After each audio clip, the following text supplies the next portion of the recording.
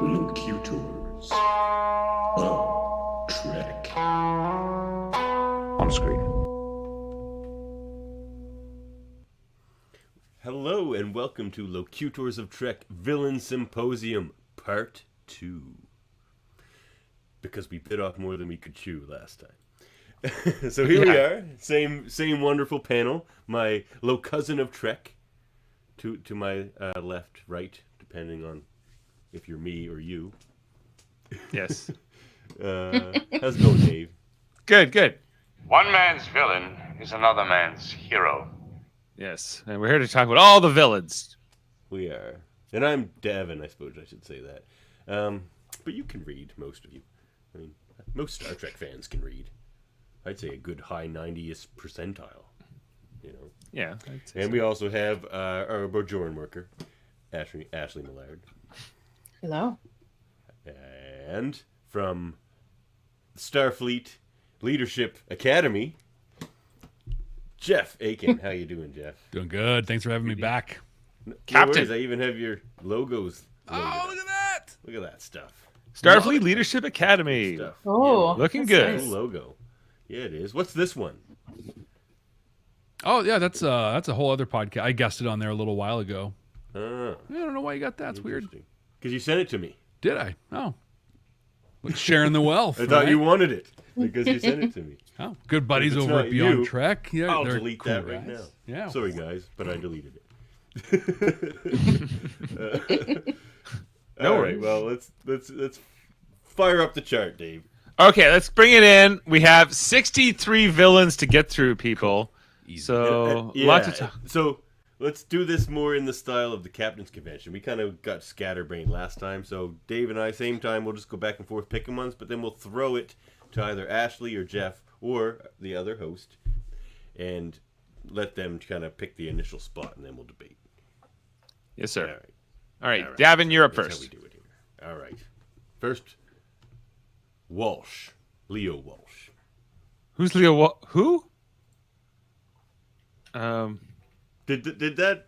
Every time I try that reference, it always goes over everyone's head. All right. Harcourt Fenton Mudd. Okay, Harry Mudd. Okay. You guys don't remember that? The first Harry Mudd episode, he's going by Walsh. Leo Walsh, he keeps saying. I forgot that. I'm sorry. I forgot. Yeah, he had a That's one of pseudonym. the funniest gags. I love that one. It's like, hey there, Mudd. He's like, Walsh. Leo Walsh. They're like, but we know you're Harry Mudd. It's like, but I'm Walsh. Anyway, it's pretty funny. All right. Harry Mudd. I'm going to throw this one to our guest, Jeff. Where should we put Harry Mudd? I'm going to list Harry Mudd, kick him off at a B-level villain.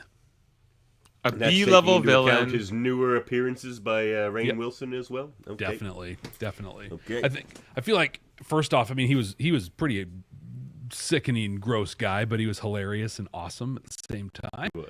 He had a charm. Then Rainn Wilson brought the edge, right? Like took him to that next level. It kind of feels like two different characters. Kind of does. But- yeah. Harry Mudd. It's just hard to see how the guy that Rainn Wilson plays mellows in his old age. It's a very different. That character, especially that episode in season 1 of Discovery where Rainn Wilson is playing Mudd and he's like got Lorca in the time loop, and he's So he killing him murders over and him? over again Yeah. and whatever. He's getting his revenge on him. But then very we find out he's hardcore. mirror Lorca, and so I guess it's supposed to make it better. But I don't know. There is a lot to unpack there with Harry Mudd. He's kind of not a villain as much as a lovable rogue, I think, is how he was always meant to be seen. Mm-hmm. He's a slaver and a pimp. Like well, you got me there. He's like old guy, the old one from TOS. I would put in B for sure. Rainn Wilson, I'm not as high on his performance, but whatever. yeah. Well, he's one he's one of these characters that we've had two actors give two different takes on him. I would almost say he's a C-level villain. I would even drop him down. I don't even know if he did. I'm with you on that, Dave. I'm with you on that. There's not a lot of threat there. I mean, unless you're Lorca and he's murdering you a million times, I guess. But, Yeah. And he doesn't have any grand schemes. He's a... Yeah. What do you think, Ashley? I agree with C. I feel like he's just kind of a thorn in the side. Yeah. All right. Well, that's Okay. consensus. All right. So, All right. moving on from Good Harry one. Mudd. How do you guys feel about Landrew? How do you feel about Landrew? Landrew, the smart computer man, on the planet Beta. That's a good episode. I like that one. Festival. Yeah. Look at Landrew. Like, he's no Agamus, I'll tell you that. So few are. So few. It's true. Who are you throwing it to, Dave? Ashley, Landrew was outsmarted by Kirk, one of his many attempts to outsmart a computer, and by just talking it to death, and he did. So, can we put Landrew on the S tier, or is he much further down from that? I was thinking more like F tier. Yeah, I put Landrew at like D. D tier?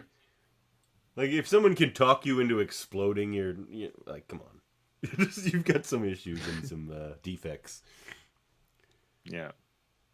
I think Landrew's maybe down. Is he as bad as Toral and Ronan? I like He might Toral be. and... Yeah, He might I be? like those two better than him, actually. He might. Yeah, he might do you be think, an F Jeff? tier. Well, because I think too, he can't be that bad. The Badens went back to him. True. They did go back to him, so he's D level maybe, guys. Here, you can come up. Just barely. How would He's you rate his leadership techniques? It's fantastic. I mean, clearly, Yeah. Don't be dissing Landrew. there's no way that people will ever reelect you into a despotic rule if you're a terrible leader. I mean, that would never happen. Yeah, he did a little Yeah. better. Okay, like I feel like he had thousands of years, maybe, or hundreds of years of having this cult on the planet Beta, whatever. So I think that was a little wink and a nod from the American perspective there. A little bit. I wonder how many indictments Landrew had. Yeah, They're kind of irrelevant anyway, aren't they? yeah, it's just Um, not even real. all right, moving on. Let's okay. go. Who's your next one, Davan? We did Bach already, didn't we? Yeah. Okay, here's a good one. Armus. The Now Skin of now Evil. this. Oh, I'm gonna throw this one just because of the sound he made. Jeff. Bro, Armus is a hero. A hero. Here it is. Hot take. Okay, this is gonna be good. Killing Tasha Yaroff was a mercy kill. It was. It was. Yeah, I even when it happened back in what was that 87, I was like 10 years old and I watched it happen and I'm like, yeah, I'm good with this. Well, he That was also worked. really mean to Deanna Troy. Yeah. And he was really malevolent. And then they left, and he was like, "No!" He was all like Darth Vader before Darth Vader. Right. So I think Armus is kind of a scary monster, kind of a villain. I think he's at least a C. I think he's at least a C. I'm thinking maybe even an A. Really? I was gonna Yeah. gonna start him at like a B, but I can see an A. I mean, they had to Oh, that's quarantine kind of the whole meeting in the planet. middle between my A and Dave's C. Maybe a there. B. I don't know. A B. He could be A. Like Tasha went through that whole war and everything. Like she was a warrior, and he killed her. Yeah, he And just- boom. also, like it was shocking because you don't expect a main character to die in the first season, and not even the final episode of the first season. And it's so random. It's not even like Yeah, in this yeah. dramatic, Like they say. like hero death. It's like this meaningless, random kind of moment in the whole thing. Mhm. But it set up her real hero's death in yesterday's Enterprise. Exactly. There was that whole thing in Lower Decks where they were making fun of Armus. They're like, "Hey, we can." and they were you know, teasing him. they were tormenting Yeah. him. Yes, Yeah. and he was not happy about it. So So mean. Armus as an A level, I don't know. Does that feel right for everybody, or I think is that? B. I feel better with a B. I'm I feel good better. with B. Yeah, he's B level. All right. Okay. He's with Peanut Hamper. That makes sense. All right. I have He's a. higher than he's higher than Peanut Hamper. He's higher. You think? Peanut Hamper Like, he would is be before he's on the same Peanut level as Hamper. well. He can go ahead of her in the order. Yeah, here. Like he's ahead of Peanut Dave's Hamper. secondary secondary Storage container rankings. ever gets sentience, Worf better Yeah. watch out. Good All right. point, True. Norman Buckwald. Whose pick is it now, Devin? You. I picked Armis. Okay. Well, I have a provocative one for the panel to consider here. Locutus of Borg. Oh, Dave, controversial edition. Controversial edition I didn't know here. how I felt about it. Because is he just a victim or is he a true villain? But I To think me, he he's may a be one of the great villains of Star Trek. Locutus of Borg. My vote may be to strike him from the list. Ashley, where do you Because to me, stand? he's a victim, and whatever you can say that they used Picard's knowledge against him, but that's the Borg using it. His knowledge. It's not Picard choosing to do. But he has a that. name. No He's point is he's a Picard Borg will- with a name. He wasn't strong enough. But that doesn't make him a villain. I think just like him on the screen, that finale of Best of Both Worlds Part 1, where he's like, number one. He calls him number one, right? And like it's kind of like this villainous kind of effect. And then he's on the Enterprise. He's like, talking to Worf. He's like, Klingon, you will be one with the Borg. And he's like, your species, I like my species the way it is. So there's kind of some villainous moments with Locutus. He's kind of a distinct character from Picard. And I think maybe a villain in his own right. Not buying it. Curious Yeah. what you think, Ashley, Jeff. I don't think he's a villain. I think he's a tool. He's a puppet. Yeah, you didn't get a good Stricken shot from the record. Yeah, you didn't get a good shot of the back end of his outfit, but if you did, you'd see a hole that the Borg Queen's hand went into, and it was just like sock puppeting him. You could see the anguish on his face. He's like, I don't want to say these things. All right. We're going to take him off the list, guys. Off the list. He's All a right. G tier. G tier. I'll pick an actual villain. Jody Simpson, Enterprise and 8. Jody Simpson Now we can coming actually in. add him. So, the thing about Jody is he doesn't like Worf. He's very mean to Lieutenant Uhura. Very mean. And, he picks on me some. So, I would say at least A tier. I would say S tier. He's Maybe. gotta be. He is pretty good. He's right up there with that cargo container. Ashley? For picking on Worf. Yes. Well, he's mean to Uhura, too, remember. Yeah, he hates Worf just like the cargo container. They would actually team up. That would be like Worf's like syndicate of villains, like the city Insidious 6 or whatever. Would also include Jody and this cargo container. And I mean, you're right, Dave. He's a Kai Wynn equivalent. Like, S tier. S tier. Yeah. Okay. We'll leave No him objections. All right. Yeah. Next villain. How about Nagulam? Oh, yeah. Nagilum. Nagilum from the episode. What is his episode called? You're right, Sam. Where Silence Has Lease is the name of thing the about episode. Nagilum is obviously he's all powerful sort of, but like he's just a curious child.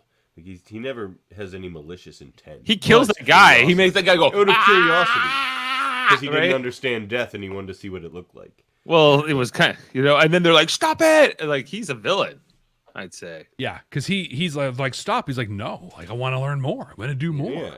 He's like the worst villain because he's not intentional. He's like a child who's like, I'm just going to destroy the playground. Yeah, he has no regard. It's there's no But No I remorse. just don't think there's a lot of there's not a lot of evil there. I think he's more like accidentally evil, kind of like some of these D tier guys. Is it evil or is it Moriarty curiosity? Like misdirected curiosity? Yeah, it's exactly what it is. right. So he's not an S tier villain. He could have killed them all pretty easily. God, he's the embodiment of an adverse childhood experience, right? Like Yeah, pretty much. I don't. He's a villain, but he's kind of I don't know. You wouldn't want to run into him. So he's powerful, And so there's also like that factor, but he was also kind of like they didn't even really know how to reason with him. How did they get out of that again? He's like Laws. Laws is the most equivalent character we have on here so far. Yeah, that's a great comparison. Well, Laws is all the way down here in D tier, so Yeah. And that's where he should be, I think. Because I feel like he's he's more just- powerful than Lost, but also the performance wasn't as good. So I think it kind of Yeah. washes. yeah. In-Laws was kind of actually a little more murderous.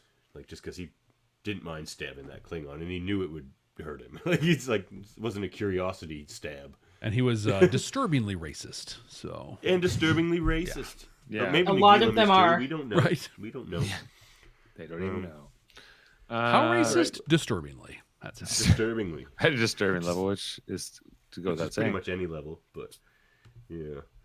All right. Well, here's one. This is a new edition, but I'm gonna go right ahead and say it. This is S tier for me. Okay. Kivas Fajo. Kivas Fajo. Kivas Fajo. is so friggin' like he was the character I mentioned last episode where I said some of these guys are just good because we're all like they all think they're the good guy. Kivas Fajo is the delightfully evil guy. Yeah. He knows he's evil, he owns it, and he enjoys it. And he tries to like maximize his evil enjoyment. He's like, Yeah, how that much phaser that was enjoyment like can it I kills get from you this like evil? slowly. It was like an illegal phaser that was like going to like boil you slowly alive, like Yeah, it's like in the most horribly torturous painful. way. The Yeah. episode "The Most Toys" from the third season of Next Gen. Like he's almost the most evil of all of these characters because Maybe. he just owns He's very it. sadistic. He's Yeah. very greedy. He tries to make Data his pet, right, or like part of his collection. And And that Data, woman who is like supposedly he had some attachment to, he's just like, now I'm gonna kill you now. right. He's the worst. And Data was Great ready to performance. remember Saul Data was ready Rubinek to kill is him. awesome Data everything. Data like pulled the trigger, but then he got beamed away, and they're like, "Did you such a good episode? Yeah. Did you fire that gun, Data?" And he was like, I don't know. Who knows? You know, he kind of just walks off. And Data's just cold-hearted reasoning too. He's just like, if you persist, I will have to take. Yeah, I aggressive think he action." was like, well, my ethical program is saying it's okay to take you out. You're like Yeah. too dangerous. So maybe S He actually level. says something like, "My ethical subroutines can't allow you to harm me." Yeah. Like he has to protect himself as well. And others. Yeah, I think it makes And Saul Rubinek, right? I mean, what a great portrayal on top of it. It's perfect. One of my favorite actors. He's amazing. He's great in Warehouse 13 too. Just in a show, but he's great in it. Yeah, it's a pretty good show actually. I like Warehouse 13. I'll sign off on S tier for Kivas Fajo. Ashley, you good with that? Yeah, I'm good with that. Okay. I am, yes. Well, Jeff, whether you are or not, it seems Oh, I like it's- hardcore am. Big time. Yeah. One of the most memorable villain performances, I think, of TNG. Yep. Well, and All one right, I think they Dave. tried to mirror, repeat in Voyager and not quite as well. Who? as played by another Canadian actor, Saul Rubinek. Yeah. The mirror was the Jason Alexander dude. Was that Masterpiece Society? The think tank. Yeah. That's the one. Yeah. Okay, let's go to We didn't put him on here. Duras. Duras, son of Gerard. Duras, son of Gerard, who killed Kalar, mother of he did. Alexander. And He kind of almost defines the shittiness of Duras. Like when you think how shitty Duras's are, he's sort of the one you think about. yeah, he's like he was a really bad guy. He like his dad was the one who betrayed at Kittimer. And then he put that dishonor onto Worf, who had to go into discommodation. Then like all that. Then Kalar found it out and was going to expose it all. And then he kills her. And then Worf goes and kills him. Sucks because she was awesome. Susan Yeah. Flaxton's always awesome, but that Kalar character specifically was so awesome. I would have loved to have gotten more episodes with her. So he's a bastard. Right. Forget And you can only imagine if he had teamed up with his sisters in any episode, they would have even been more formidable, right? Like They hated him though. They even mentioned how they thought he was like an idiot and a dick. Like yeah, they did. There's Yes. some Beto don't care for old Duras. Well, he was an idiot too, but Like like even his own family hates him. What does that tell you? Where do we put a guy like that? Like nobody likes him. I think he's high up on the list. I think he's in the top 3 tiers. I'm not sure exactly Really? where to. Yeah. I think it's his fault that we had to suffer Alexander in TNG, so he's up there. He is the biggest the biggest villain of them all, because if she hadn't died, we wouldn't have had Alexander. Right. Not as much, yeah, for sure. Maybe the 1 and that's it. I feel like I would start him at a B just because like everything he did led to that little mini Klingon Civil War and redemption. Mm-hmm. True. Yeah. But he was basically the most spoiled rich kid as well, because he was sort of just like from this family that was really important and was too big to fail. So therefore he had to be protected, but he was kind of an idiot. And then when like Kalar, who was just happy to burn down the old conventions of the Empire and like all the old houses and whatever, and then he kills her on the Enterprise. Right, yeah, he gets away with it. Yeah, he was, and then so Worf just is like, nope, and then goes and kills him, and then Worf gets stripped down. Did kill him. Yeah, right in that backhand in the other episode. Well, there's 2 episodes with Duras, right? So right, he backhands him in the other one. I think a B level is acceptable for Duras because of the Kalar murder, which seems so brutal. It seems like because she's still alive when he finds her, right? So it's like... And she had a small child, and he knew that. Yeah. What I'll caveat the B with, though, is there are some other Klingons of the family we're going to look at, and they'd better be at a higher tier than him. So I think... Yeah. That's a thing to consider. If you put him at a B, then like everyone, like the Duras sisters are going to probably go to an A. Yeah, I'm going to go down to C for him. Yeah. Yeah, all right. I'm fine with C. I don't think he's as bad as Alexis. Yeah, there you go. There you go. All right. Or Armus. He's not up there with Vatic. Okay, this one's back to me, so I will pick Arn Darvin. Charlie Brill. Arn Darvin. Charlie Brill. From the Trouble with Tribbles and what are you doing here? We're going to Google. We better get some Google money for that sponsorship. All right, I hit on my mouse. Not holding my breath. Charlie Brill, Arn Darvin. I mean, he doesn't really do much. He's almost like an F tier, isn't he? He's a hero of the Empire, right? He was the Trials and Tribulations and the Trouble with Tribbles. He got the time warp. He went back in time. He was going to get a statue. He thought, right?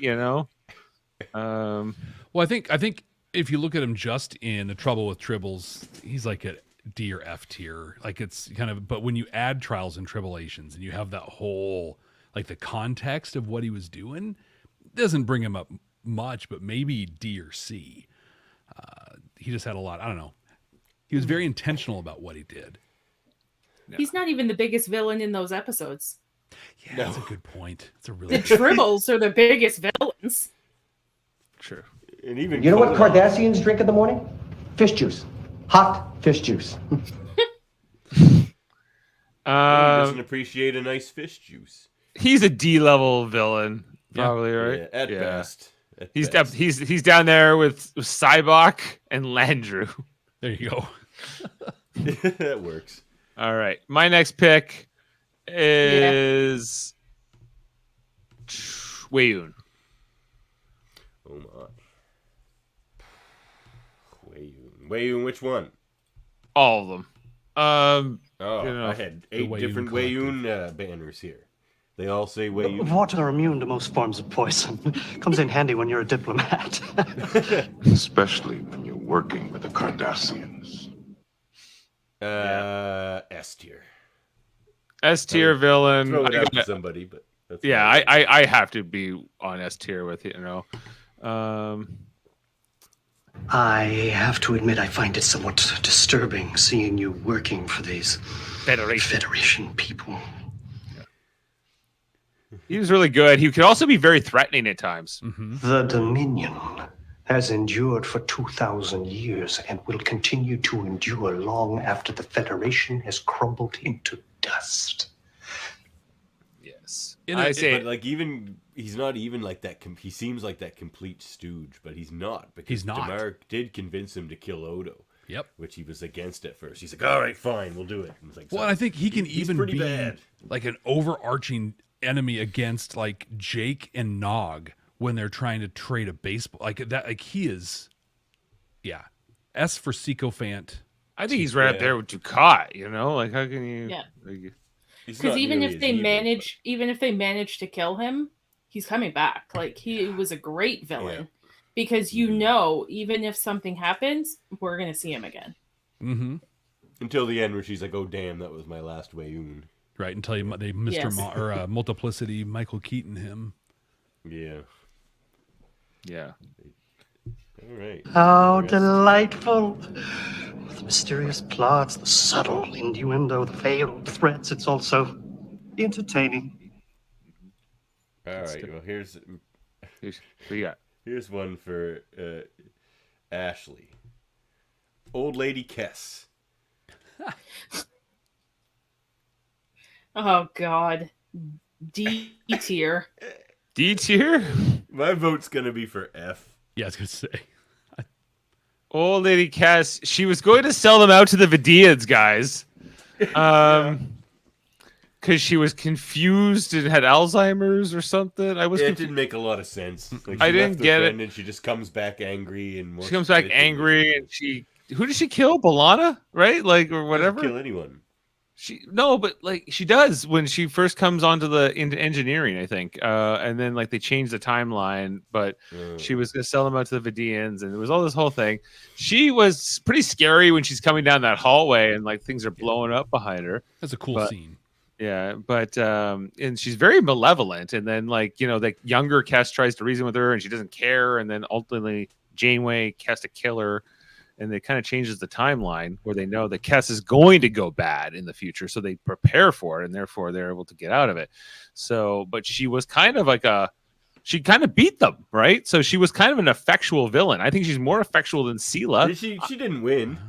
She did the first. She almost won the first time. She lost. She ended up ultimately she got thwarted in the past, but she beat the present day Voyager and using their warp core to go back in time and becoming like this temporal villain. I say C level. Oh, that's crazy. D. Ashley, I'm still D. Jeff, I could definitely live with C. But I don't. I'm feeling D with her. Okay. Well, I made my case for old Kess, old lady Kess. Old Kess. I never found her threatening. It was just confusing and annoying because I didn't want to really see Kess again. No offense, Kess. Agreed. I don't want to bag on her, but Jennifer Lien she didn't have that gear. Yeah. No. All right. Well, I guess that's it for Kess. All right. Badgie from Star Trek Lower Decks. God, a walk. I'll be right. I don't like this character too much myself. I don't know if you guys have an opinion on Badgie.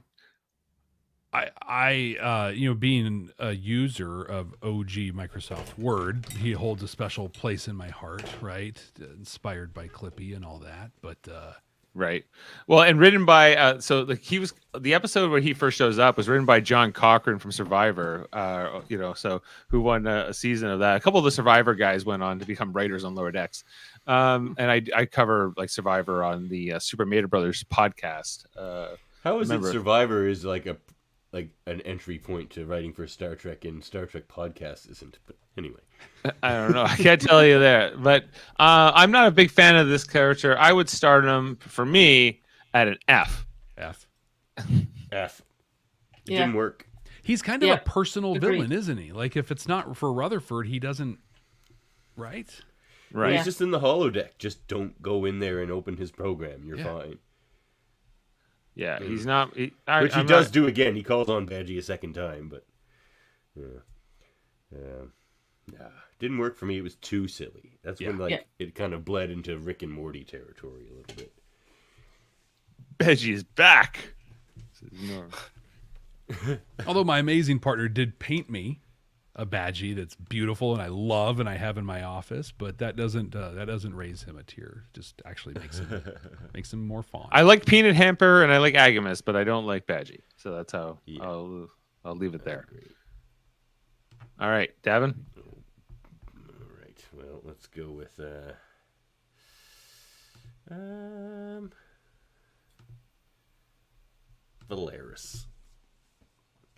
Valeris from Star Trek VI, The Undiscovered Country. The Trek's in the City. Another Canadian actor. Yep. I mean, Star Trek has got a lot of Canadian actors. Yeah. Kim Cattrall. I really put her on a similar tier as General Chang, right? So both were trying, like their motivations were similar, right? You know, right. Hold that old guard. Their betrayals are also wit and charm. But and she kills those guys, I don't know. guys that like were the assassins, right? She cold blood kills them like by shooting them in the head with her phaser, right? And then she was going that when she find out, she think that how they get her is like they're like, oh no, they survived, and then she tries to go and finish the job, and then Spock's like, well, you have to shoot, but she doesn't shoot, right? So she had a little bit whatever, but then and then Spock does that whole thing where he like does the mind meld against her. Would you guys like to hear about Sabo? I have a pair right over here. You have a pair of Sabo? Yeah. Where their wooden shoes. I thought I heard some clacking on the floor. Yeah, I throw them into my podcast feed regularly, and it's reflected in my revenue numbers. Would it have been better if Valeris had been not Valeris, but rather Savick? Savick, yeah. Is she supposed to be Savick? I think originally that was the idea, and then they couldn't get. Oh wow! And then so they ultimately made this new character. They could recast Savick a third time. Who cares? Sure. Like, yeah, no one would have cared. But yeah, it would have been better if she was Savick. For me, she's more like a Soren. I would put her more at a B myself. She doesn't have the charm of Chang. She's not as memorable as Chang. Ashley, we get like Jeff. You made the point if they removed Chang from Undiscovered Country, it wouldn't be a very good movie. You could remove Valeris from it, and it would still have Chang and be great. It's a good point. Yeah, I'm with Davan. More of a B, a little more forgettable than the rest of those in A. Yeah. All right. She's no Tomalak. All right. All right. True. Valeris. Okay. Moving on to Cal Hudson. Cal Hudson. Okay. The Maquis leader from the two-parter The Maquis in Star Trek. He betrayed his uniform. He betrayed his uniform, but Sisko was way more forgiving of him than he was to Michael Eddington. That's for sure. He never liked Eddington. Even though, no. Sisko doesn't like Canadians. No. My lucky loony. Right. I think that Cal Hudson, I don't know, like we find out that he dies anyway somewhere down the line against the Cardassians. And how much of a villain is he? Like we've been kind of wishy-washy on how he's not much of a villain. He's more of like he's like a Chakotay equivalent. So he's probably like if you got to put him at an Eddington equivalent though, but he's just not as cool. He is Chakotay to he's Janeway's Chakotay to Eddington, right? Like sort of a thing, which would basically make him an F tier. Yeah, he's an F tier villain. All right, yeah, Cal Hudson really a villain. He was a good guy, like. But he was on the wrong side. Yeah. Was he? Well, we could debate the Maquis another deep dive. We do that on Debate 9. Yeah. We have a show for that. We'll get you on there sometime, Jeff. Heck yes. Yeah. All right, here's a good one. And here's one, Jeff, I want to hear your critiques on his leadership style. Arctis Baran. Arctis Baran from the Gambit. Where is he? There he is. Fine leader of a starship. He had those devices that could give you pain or kill you. Put shock chips in you, but that's a leadership style. So how do you feel about that? I feel like it's a leadership style that worked really well in like the 50s, 60s time frame. It worked well enough that 2 generations past were still in therapy, recovering from the impacts of that leadership style. Not good. Not good. But it is a thing. He's a pretty bad guy. Like the leadership soapbox for a minute.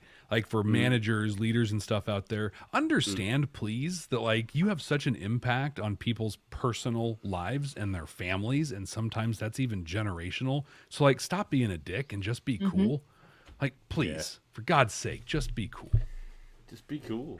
Be cool. I think that Buddy Brand just had to belongs. quit his job because his manager wasn't cool. Came in, tore a strip off of something that wasn't even his fault, and he's like, "Well, see ya." Yeah. Like, Yeah, I think Brand belongs at a C level. I think he's dangerous, but not exactly memorable either. You know, he's sort of just, you know. well, I like that episode a lot. He's not the best villain in that episode. No. But they're both pretty good, I think. I'm fine with C. Yeah. Or even D. C level. I think he's better than Old Kiss. Yeah, well, OK should be an F. How did she get a D? D. I think she had a few merits. That one scene, honestly, that one scene of her tearing down the corridor. Yeah, that's cool. That's worth a tear. That's Yeah, worth it. That's worth a villain thing. Right That was Kess's high point. Yeah. Period. Is it my pick? Yeah. All right. I'm gonna go with Osira from Star Trek Discovery season 3. Was it? I didn't get that far, so I can't comment. Jeff, can you help me out here? Yeah. God, she could have been a B tier. Like there was B tier potential in her, but it did not hit. I think I see. She was her on D. Discovery, and they miss. They don't hit. They don't. They take big swings, and I mean Yeah. that's cool. But gosh, that batting averages. Well, there's a reason. They don't have enough skill in the writing room. That's the biggest problem with that show. I feel like they have like their little group that all like agree with each other on everything, so no one ever like says that's a shitty idea. Don't do that. Yes, Dad, I totally agree with that. Yeah. They No have control. They need an Ira Bear who's just like that sucks. They have some ideas that would be great episodes, but don't need to be entire seasons. Ira Bear needed an Ira Bear to tell him some of his ideas sucked too, though. No, he didn't. DS9's perfect. Come on, your most hated episode, like the Roggers, the Darker Night or whatever, that's written by him. And So somebody did tell him that sucked. That was supposed to be worse. yeah, I know. That's what I was saying. He needed somebody telling him for some He of his did. ideas. You're right. He did, but he did have that person. Yeah. But back to Osira, the leader of the Emerald Chain in Star Trek Discovery. She's kind of a gangster, but then she tries to join make this deal. Orion like this Syndicate. Yeah, no, she's the Emerald Chain because there's no Orion Syndicate anymore in this 32nd century. It's this Andorian Orion Alliance. She's like the one who plays her. She's like the niece of Margot Kidder who played Lois Lane. Yeah, interesting. I think she was well Looks like her. portrayed. Wow. I think the idea was cool, but the writing was garbage. And if she wasn't going opposite of Admiral the Mummy Returns, then she would have been utter garbage. Yeah. Do you know our friend Michael Chan was in that season, and he was Admiral Vance's right hand. Yeah, he was like he was like Admiral Vance's like gopher guy who was like he didn't actually have a name. He's just called Lieutenant of Headquarters. We call him LT Chan. Yeah, LTG junior grade. You have to emphasize the junior grade, right? The junior grade. But I'd say Osira is a D level or maybe a C level at best. I think C level is generous, but no, not C. D just because her writing is kind of bad. She has like this. She has like this big final showdown with Michael Burnham. That's kind of dumb. It was so dumb. Yeah, it just made no. I mean, if you take it on its own, it was cool, but like in any context, it just falls apart. Yeah, it was kind of like okay, whatever. Michael whispered, Burnham. "I come in peace," but she didn't hear her, and they fought anyway. Yeah. All right, Osira. You come in. I come in peace. You go in pieces. We're leaving you in D, but let's even then it's generous. Okay. I think F, but I didn't see it, so I'm just. Do we want to hit her down to F? I'll hit her down to F. I don't know. If the writing's shit, then what are we giving her a D for? She was kind of bad. Yeah. I think the portrayal. I think her acting was good. I think the portrayal was good. She's just holding on. I think she's holding on to the edge there at D. Okay. All right. I'm gonna move on to Dreadnought. Okay. Dreadnought from Star Trek Prodigy. Kind of a scary robot. He is. He's more threatening than like a Laws or a Core or Sayla. Like he's almost a C just because he actually tries to like infiltrate your ship and destroy you. I think he did. He kind of took over the ship for a while. I think to Ashley's point in part 1 of this, though, he is such a Star Wars villain.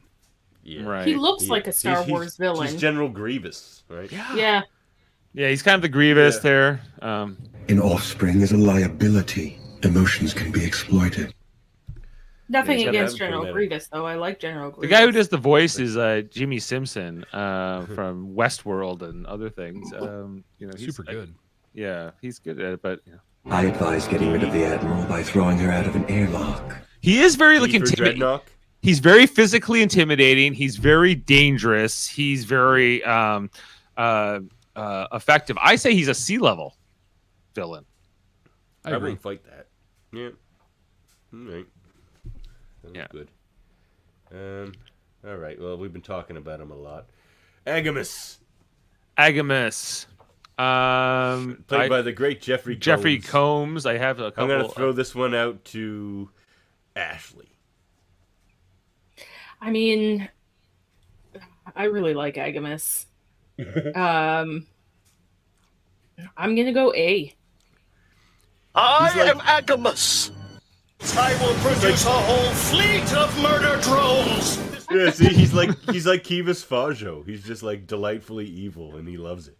Yeah, he's like he's almost S tier. Like he's so good. I put him up to A. But they caught him. They did kind of foil him pretty easy. But. Right. Well, we'll see how, if him and Peanut Hamper teamed up, we'll do anything. But that was kind of where we were left last time. But he's just, I love the way he switches gears, though. He's just like, hey, let's be buddies. You should give me the keys, and I will watch them for you. And it's like, what?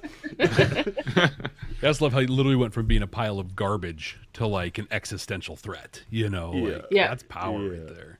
Yeah. So we leaving him at A? Yeah. A for I think Agnes? he's an A level. S tier. I think is he still has to earn that. I think. But Yeah, right. who's He will. He might though. He might. I think he might. Yeah. Here. Who the hell are you? I am Agamus, and I think you and I could do awful things together. Oh, I can't wait for that.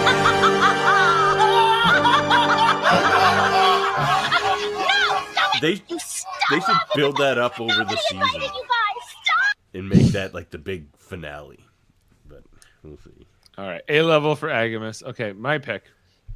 The Gorn. It's the Gorn. It's the Gorn. It's the Gorn. Going. Are we doing? He was forced to fight, was he not? The Gorn from the specifically from the episode from Arena. Is he even a villain? Okay. He was forced to fight. He was forced to fight. Yeah, by the what were they called? Those aliens. The They weren't the not the Metrions. Telosians. It was an M. It was an Oh, the M Metrons, thing. right? The Metrons, maybe. Metrons. Yeah. So the Gorn, he's like, I will find you, Kirk, and I will eat you, and I will make. I don't know. I feel like he's a victim. Yeah, he was Kirk. I think if we're only doing the original series Gorn, then he'd be like a D or an F. Because the only reason we even remember the Gorn is because he became a meme. Yeah. No way. He was awesome. He's so distinct looking. I'd say he's like a D level. But that's what I mean. That's what I C mean level. by that's why we they could remember him. Is they could sell Gorn because masks. The and episode things. was ridiculous. The Gorn versus Kirk. It's like even Cisco loved it. It was F, like he's epic. a victim. Well, Like, he I was would even very malicious. Yeah. Just strike him from the list. Strike him from the And list. it was I just could handle an F. it was silly, so it's stuck in people.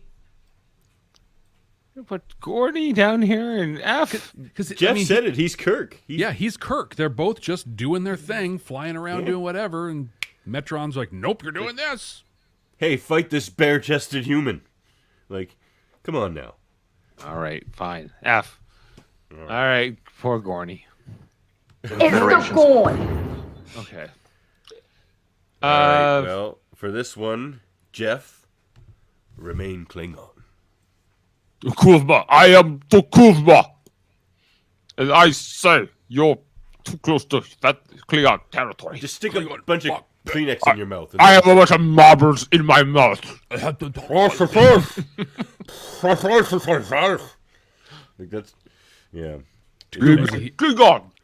But he's an interesting character. It's Yes. just the redesign of their language, the way they talk and the way they look was bad. But that's not the character. So I think especially if you dive into the comic books, I think that's one of the things I appreciate that the modern Trek has done is like they've been like in a canon way incorporated some of the novels in the comics. Tell that to Dave. Dave always says if it's not on screen, it's not canon. It's not. It is. When they bring in the showrunner and the writer of the episodes to write the backstory. More so, okay, that I can see is more gray. Yeah. It's canon-ish, right? Yes, right. Like when you get some of his backstory as a kid and how he found the sarcophagus ship and how he really like got into the stuff at Kalis, like he becomes a hero with that. But I think that for this dude is a villain. He was shooting for the war, to unite the houses. And that war, despite how it was portrayed in Discovery, had ramifications through all the movies, even into TNG. I think I would start him at C for the conversation. Yeah. His effects lingered. Like if you related Chang to being a Remain Klingon type last episode, so it's like the effect he had still like lingers through. Yeah, Chang exists because of Takuvma. Takuvma, and I even covered this in one of my Discovery episodes. Like Takuvma is Moses for the Klingons. He's free us from this and let us. He brought the houses together. He did. Yeah. Which they were all divided before that, seemingly, and so he's but then I could say he's like the Gorn. He's more like not a villain, but a misunderstood personality. But then he also kind of does. But didn't he start a war? He did start a war. He was quite xenophobic because he takes like this ceasefire. Yep.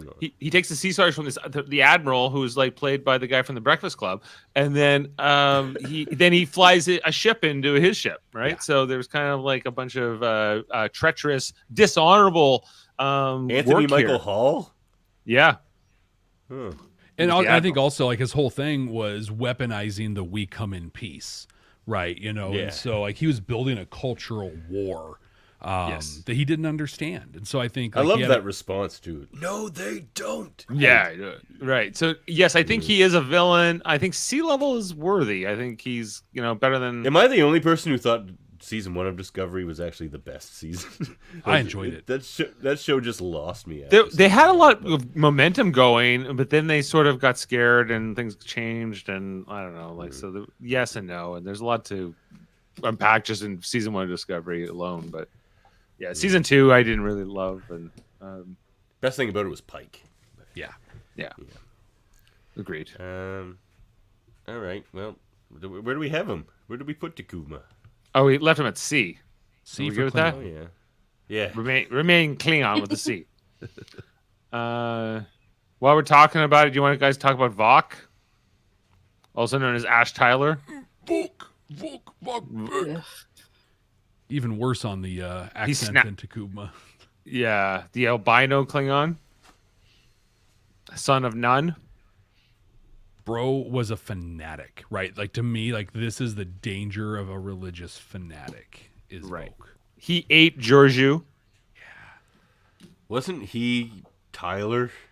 Yeah. He is Ash Tyler. That was dumb. You make him F tier just for how stupid that was. But I love though how it legitimized what Arn Darvin went through. Like with Darvin, right, Arn Darvin went through the thing, but we also where did we leave Arn Darvin? Down here in D. Yeah. So does he belong with Arn?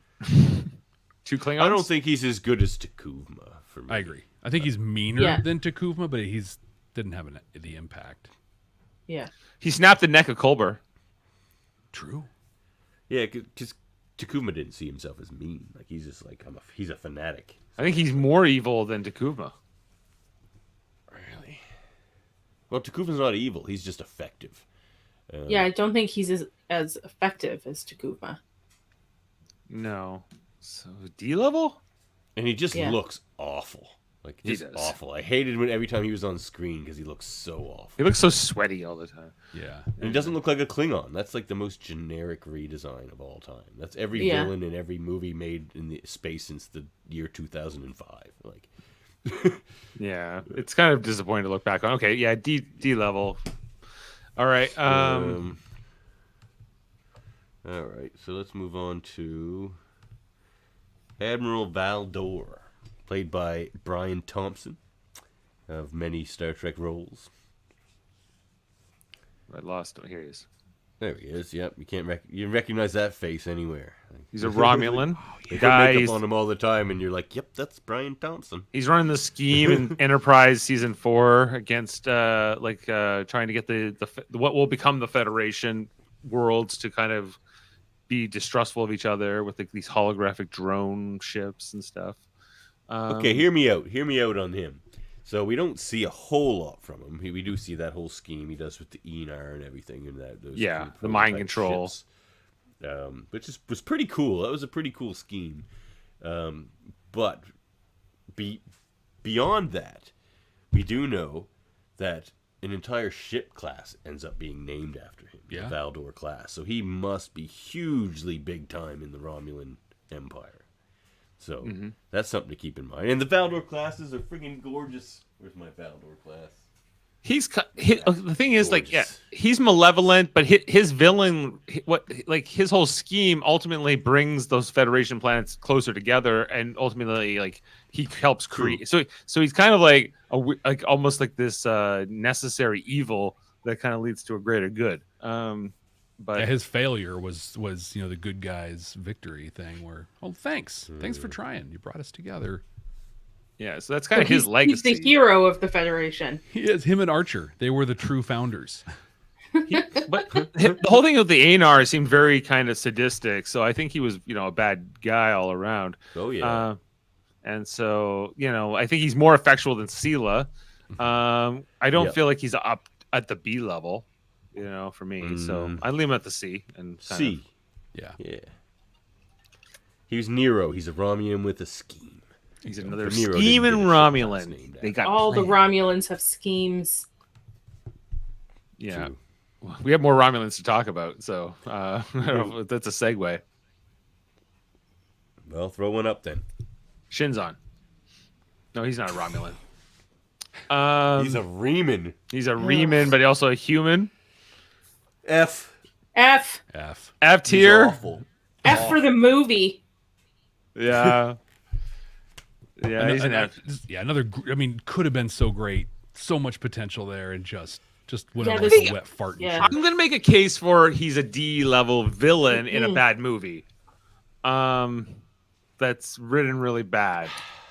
For me, he's what makes it a bad movie. But I think that thing that makes Tom Hardy really tries in this performance.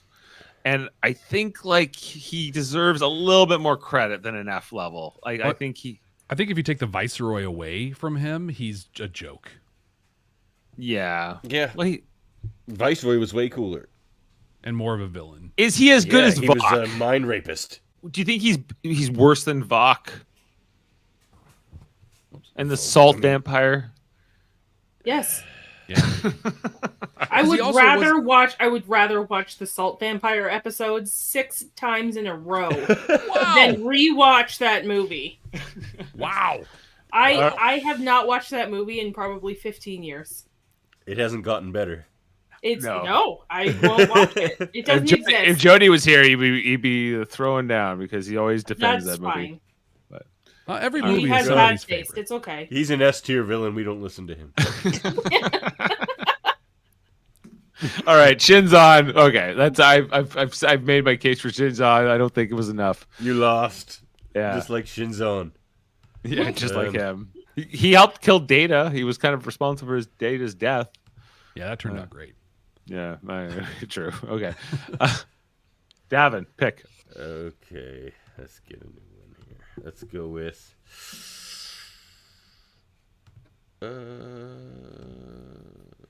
Kai Wynn. No, we did her already. No, we already did her.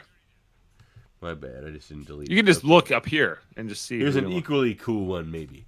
Enobrin Tain. Enobrin Tain. Ooh. Great character. Love when he's on screen. So he's at least a B. Yeah. No, he's really fun. And he's super smart and maniacal. Man, he's got a complex and fascinating arc too. Yeah. Oh yeah. Yeah, he's like We'll have he's to like be more careful next time, Elam. when he's talking Like to when the Garrick ships there, exploded and around him. he's like, "I should have killed your mother before you were born." Yeah, you know, I should have killed your mother. Yeah, that's one of his like last little things. He's like, you know what? I should have killed her. You know, Come closer. But you're not my son. He's just such a dick. he's to like, come the end. on. He's like, will you stop? You know, so She's like, for just this one time, tell the truth. He's like, What was it he said? Like, I'm proud of you.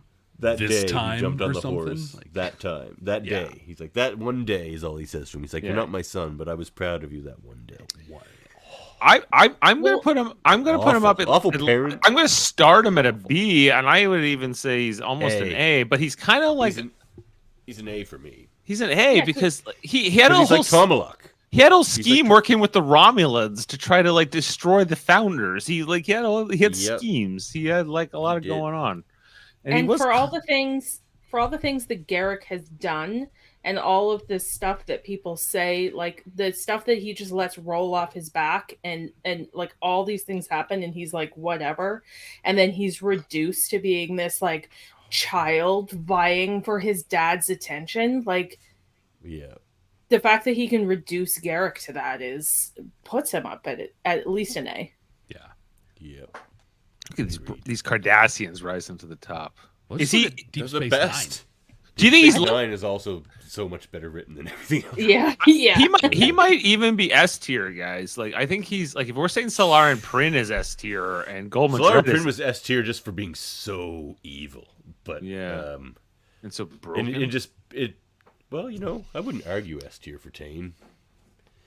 Yeah, because I mean, we know he did some bad things. Yep. And It's never just stopped. confusing because he never really directly targets our hero characters. Like he's And He gives you the- never He makes Garrick torture Odo, too, Yeah. right? With that device. yeah, he does. and you know? never get to find out everything he's done and just how bad it is because he's a spy. Like you don't know. You never get a true story. Remember that time you interrogated that guy and you just stared at him for 3 hours? 5. Man, they follow up on that so well in the Stitch in Time novel. You ever Yes. read that one, Jeff? So good. The audio version's out now, so That's get what I've it, heard. everybody. And Andrew Robinson Yep. narrates that bad boy. Yeah. To me, that book is 100% canon, and I justify saying that because he wrote it while playing the role to inform the character he was playing. It's like it's the backstory of that character. Well, we'll have to see if they ever produce it on screen. Use screens. Get with the times. No one watches screens anymore. All right. Can we talk about what we're talking about some of these big ones? Let's talk about the founder, female changeling, the Dominion leader, Mixed feelings. Played by Salami Jin. Yeah. Really evil. Remember at the end, she's just like, kill the Cardassians, and Waven's like, which ones? And she's like, all of them. Just kill all of them. She's super evil. Yeah. Like Yes. I feel like they Esther. sent her out because she was the most evil of the founders. Like I feel like their other ones maybe aren't that bad. Like she makes disturbingly racist look pleasant. Yeah. They're dead. You're dead. She's got some great lines here. Odo is a changeling. Bringing him home, returning him to the Great Link, means more to us than the Alpha Quadrant itself. She does have a line though. Like do you know what unlike makes Wei-Yun, her- she won't cross that line. Do you know what makes her the most evil? She spends all that time telling Odo that he's a child, and then she distracts him for like a week with sex. True. So she considers him a child Yeah. and then uses Oh. sex to distract him Oh, while man. torturing his friends. She's a child S tier. therapist. Yeah, Break that up. Yeah. not good. Ashley convinced me there. That's a nasty one. She's a really bad egg. Yep. She's S tier. I think. I think there's no doubt about it. And all of these great Deep Space Nine villains rise to the top here. Yeah. Is, kind of a testament. Deep to it Space all. Nine has the best villains. Yeah, she's right up there. Boom. The evil three there. Davan.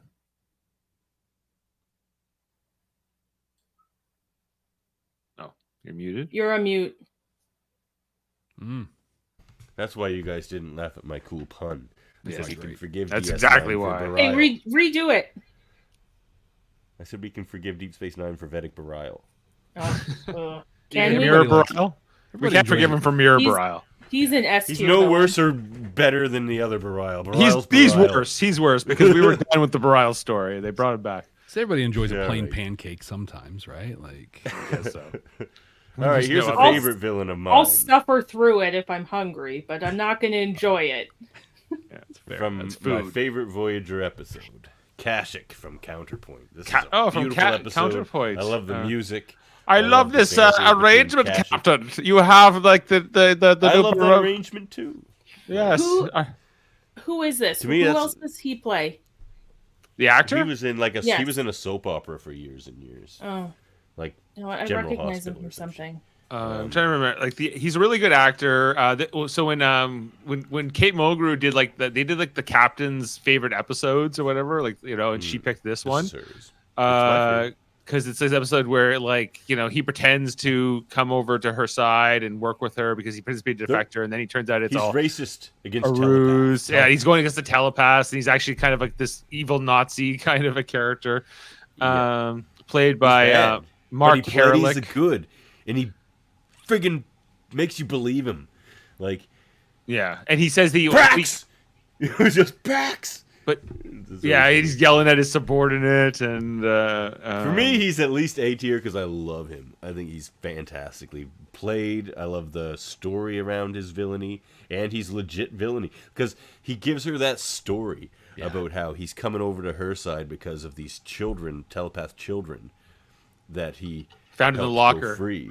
but Jaemeel was so great. She's like, okay, Yeah. and then actually, no, you're an idiot. I've had your Yeah, number 'cause- this whole time. Because then he tells her the same story, and he's just like, no, but what I learned from that is I was wrong. Telepaths are the worst, and I just let two of them go, and they made me think that. They're insidious. Like, yeah, they were really bad. It's really I figured that he's so accepting in his evilness, right? Like he's so blind to. It's not like he knows better. It's like he really believes this stuff, right? But on the other hand, he's like this really charming kind of villain who S tier. He's not S tier. Yeah, No. I'm not. But he's A. He's a really good one. He's a really good one episode villain. I think deserves a lot of credit for that A? one. That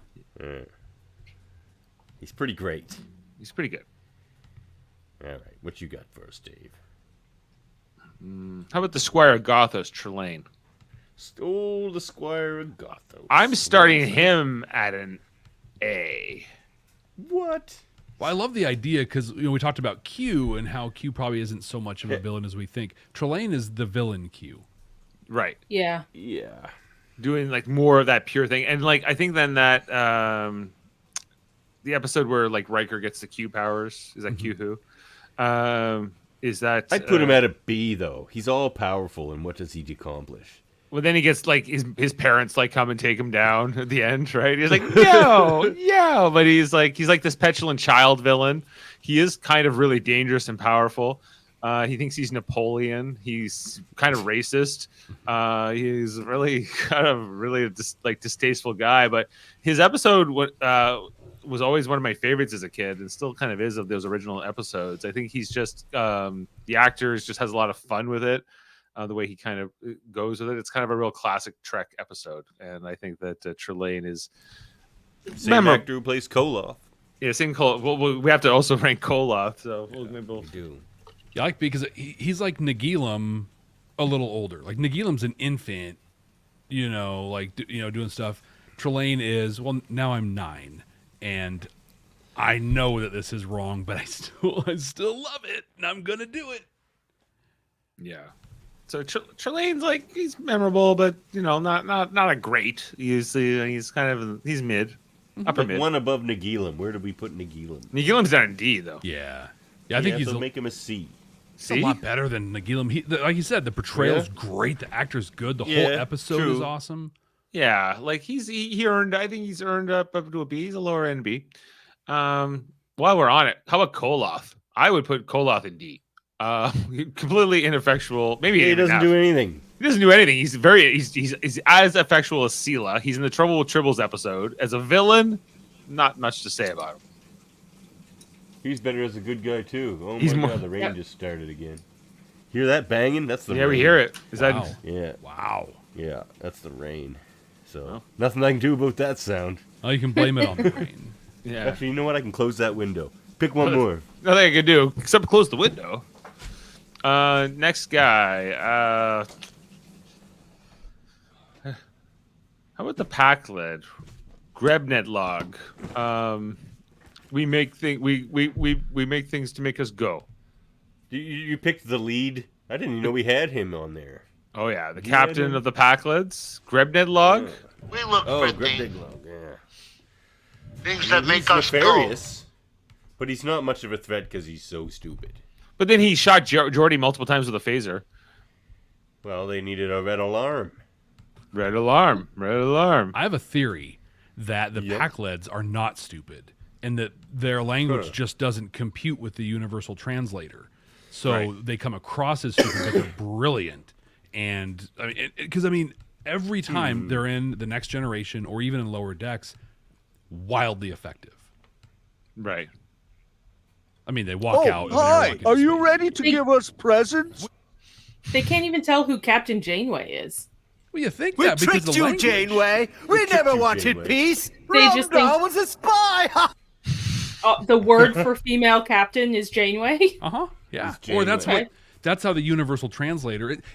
Imagine if we met the Temerians, and the universal translator gave it a shot, right? Like it tried, and we're like, oh, well, clearly they're saying this thing, and they're dumb.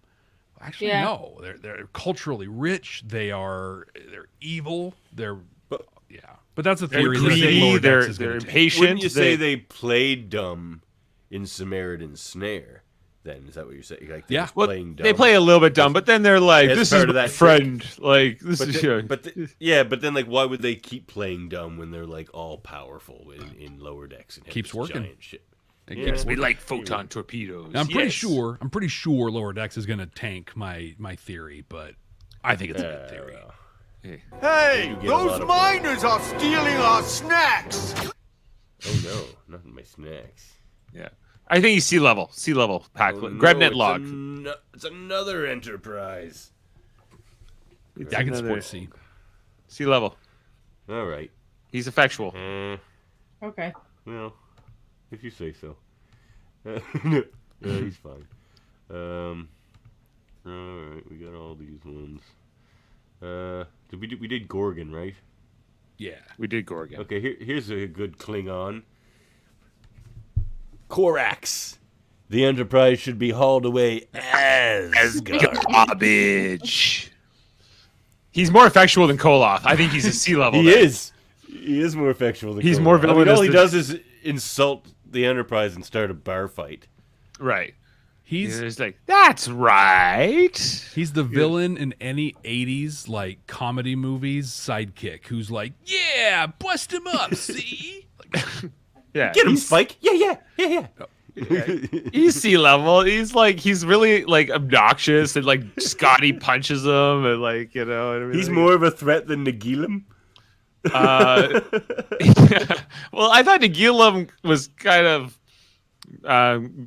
undervalued, but he's definitely trying to be a dick.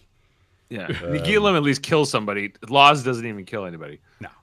So, do we rank him above Core though? Core. We haven't. Core's a D. Core's a D because Core doesn't do anything. Yeah, I think Yeah, that, he I doesn't think do- Nagilum Nagilum's should cool. go up. I think Nagilum should be up here with these guys because these I'm are fine with all that. more dangerous people. In my No, but we kind of compared. Maybe Laws should go up too. Then I don't know. no, Laws doesn't do anything. Yeah, right. He stabs a dude. He stabs a dude, but he doesn't die. So, Yeah, all right. But he did it on purpose. yeah, but he was also kind of. I don't know. He's just like Laws. All Like, right. That's fine. All right, you go. Law's cause. Laws cost. Law's cause. How about Dolam, the Zindi reptilian?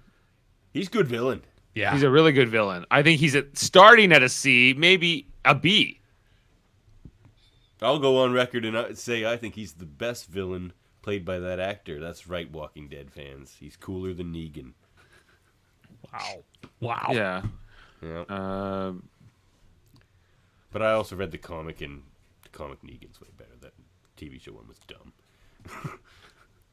But yeah, I mean, seriously, like most of that third season of Enterprise wouldn't have happened if it weren't for him. Like, yeah, he's racist, Yeah. jerk, aggressive. Killed his own daughter's kid for being Yeah, like his own grandkid having- because he Yeah. had the thing. He's really bad. Like maybe A. He's a bad dude. Yeah, I got a He quote from kills his own allies. He killed this insectoid ship. He just killed the for, like, insectoid just for kinda going against calling him. him on something. He's like, "You're the one that killed Degra, not them." He's just like, "Well, I'll kill you then." After the injection, the parasites will invade your neocortex. Once they begin reconfiguring your synaptic pathways, you'll be much more compliant.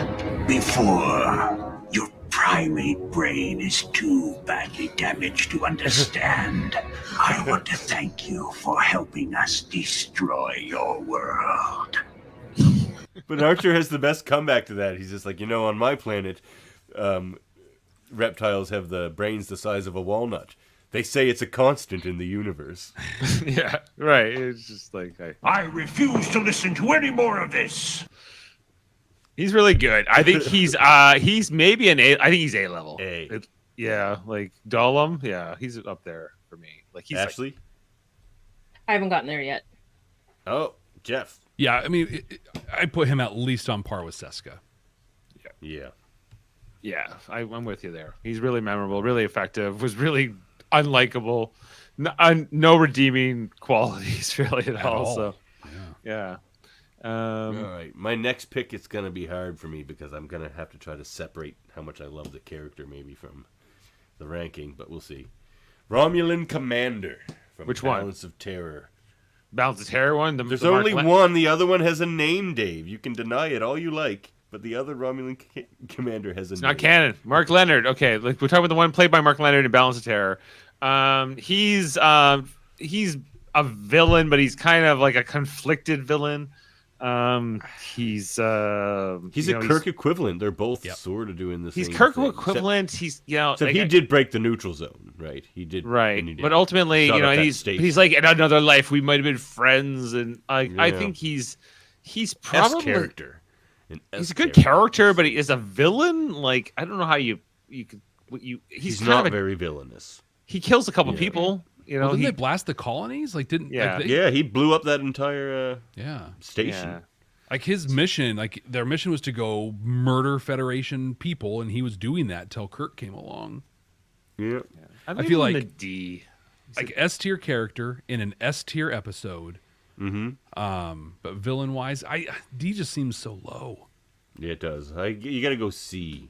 Okay, just because he's a like good character. performance comes into it too, and he is Performance dangerous, is so and, good, and whatever. But he's and not he killed people like an whole killed station. people. Yeah, he's up there with like but Farad he killed people following orders, not killed people because he wanted to kill people. Right, that's true. There's so much nuance to his character. His That's first what makes him officer so was great. more evil than him. Yes. Yeah. I will say, arguably the greatest episode of Star Trek. Easily the best TOS, I think. Yeah. So, It's a great TOS episode. It's got that submarine feel. Edith Keeler Must Die is another great one, though. City of the Edge, yeah. Yeah. But there's no villain in that episode, though, so we don't have anybody from that episode. Yes, other there than- is. That bus or whatever runs over Edith Keeler. I guess Kirk Hitler, Collins. like letting the Nazis take over. That's the bus driver. He wasn't paying attention, probably on his cell phone back in 1968. Yeah, probably not. Is my pick? Good guy. What was the last one? Go for it. Romulan Commander. Yeah, you picked. Yeah. How about? Okay, people have been calling for this. We got a comment Okay. actually already. Anorax. People want to know what we think of Anorax as played by I was about to pick Anorax. That's Kurtwood Smith in the two-parter Year of Hell Voyager. phenomenal episodes. villain. Yep. I think. Yeah. Because he's obsessed. He's so obsessed. He's Like, they're like, justified. here's your 99.9% effect here. He's just like, well, but because it's his family. His family keeps being left out of the equation. But that's like a super twist of fate. Like, and how do we know? Like, I don't know. He's outside of time, but who knows if him being outside of time has something to do with why his family can't be restored? You know, like he could be the cause of that, but he's crazy. I compare him with like Soren or some of these other kind of like. Oh, okay. Yeah, he's very similar to Soren. Yeah, because I was going to say, I mean, he's willing to burn the universe down, but so is Soren. So, is he? Or well, I guess he is. It would just be slow. Yes. Yeah.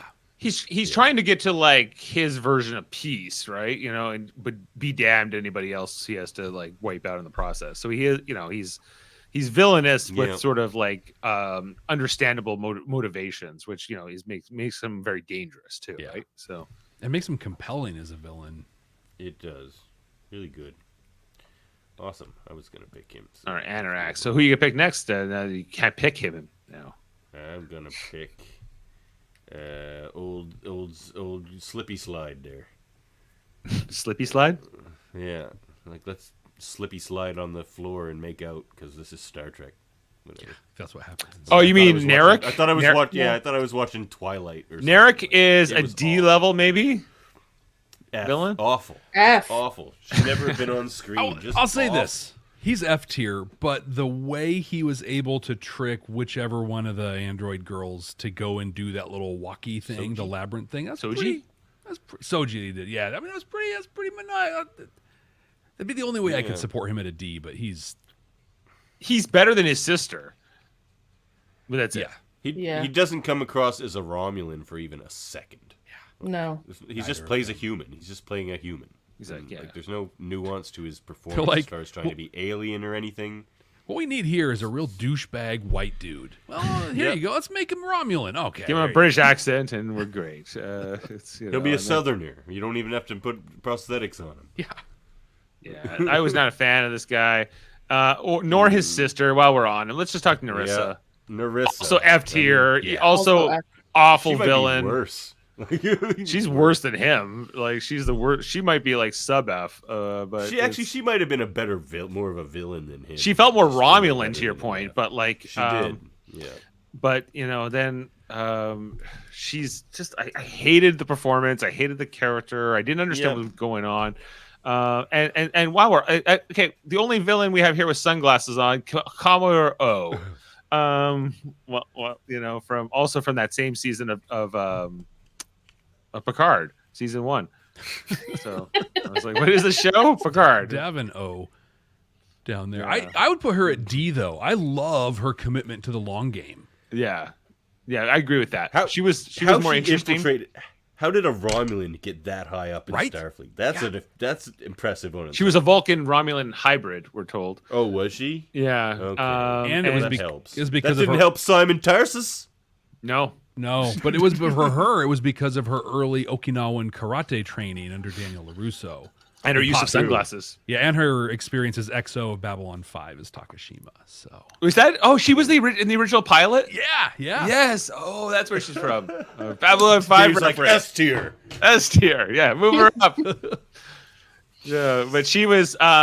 She did that mind meld to Girardi that was kind of scary, right? Yeah. And gave it the admonishment. She's better than Narissa and Eric.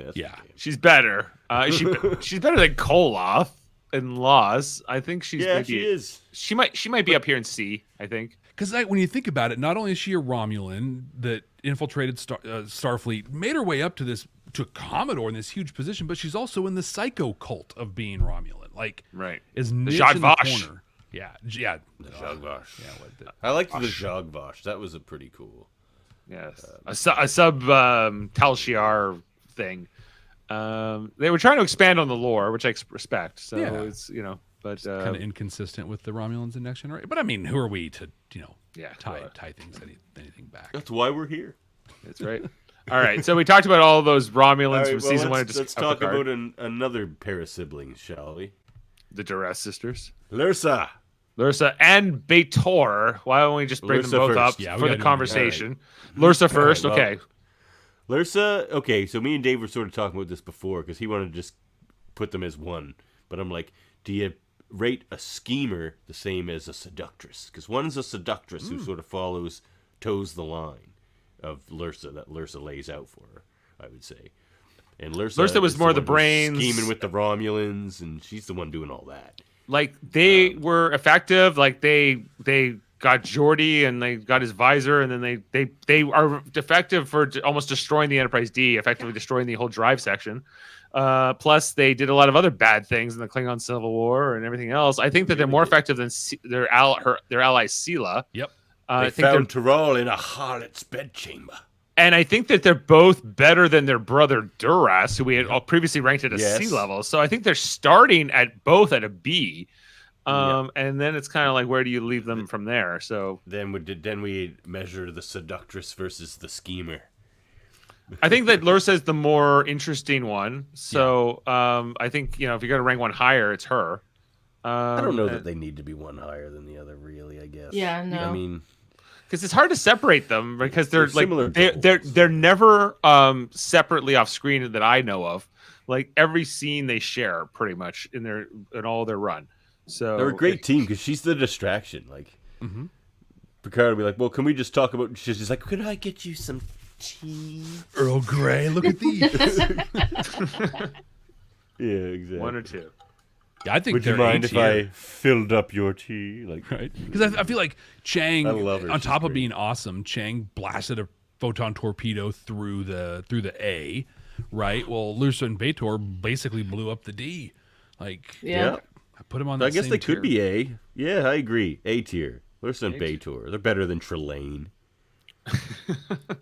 All right. And they're up there with Seska. Yeah, I think they're up. Yeah. They belong Yeah. up there with Yeah. Seska and They Dahlem and these guys. Yeah, I get that. So okay, but not S tier. They're not that great. No. No, they're not that great. I'm not clamoring for the reboot of the Duras sisters. Okay. One of them's no longer living, so. Oh yeah. How about Rojan from the original series episode By Any Other Name? He was the leader of the Kelvins who took over the Enterprise, and we're going to take them to the Andromeda Galaxy.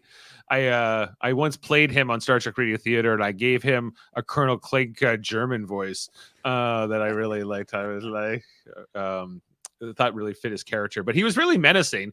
Yep. He's the one who like reduced that one woman red shirt down to like a cube, and then he crushed it with his hands and killed her. So I think he starts at a C minimum, and he has to. He murdered people and he was going to take over the whole Enterprise, and it was only when Kirk made him jealous that he was able to like thwart his plans and convince him that to be more human, because once they went into human form, because their natural form was like these big tentacled monster things that had come from this other galaxy on a generation ship, and they had transformed into humans to better assimilate to taking over the Milky Way galaxy. Anyway, I think he was kind of a really menacing character in a lot of ways, although a product of his conditioning, and that he was born into it. He was born to sort of service this role.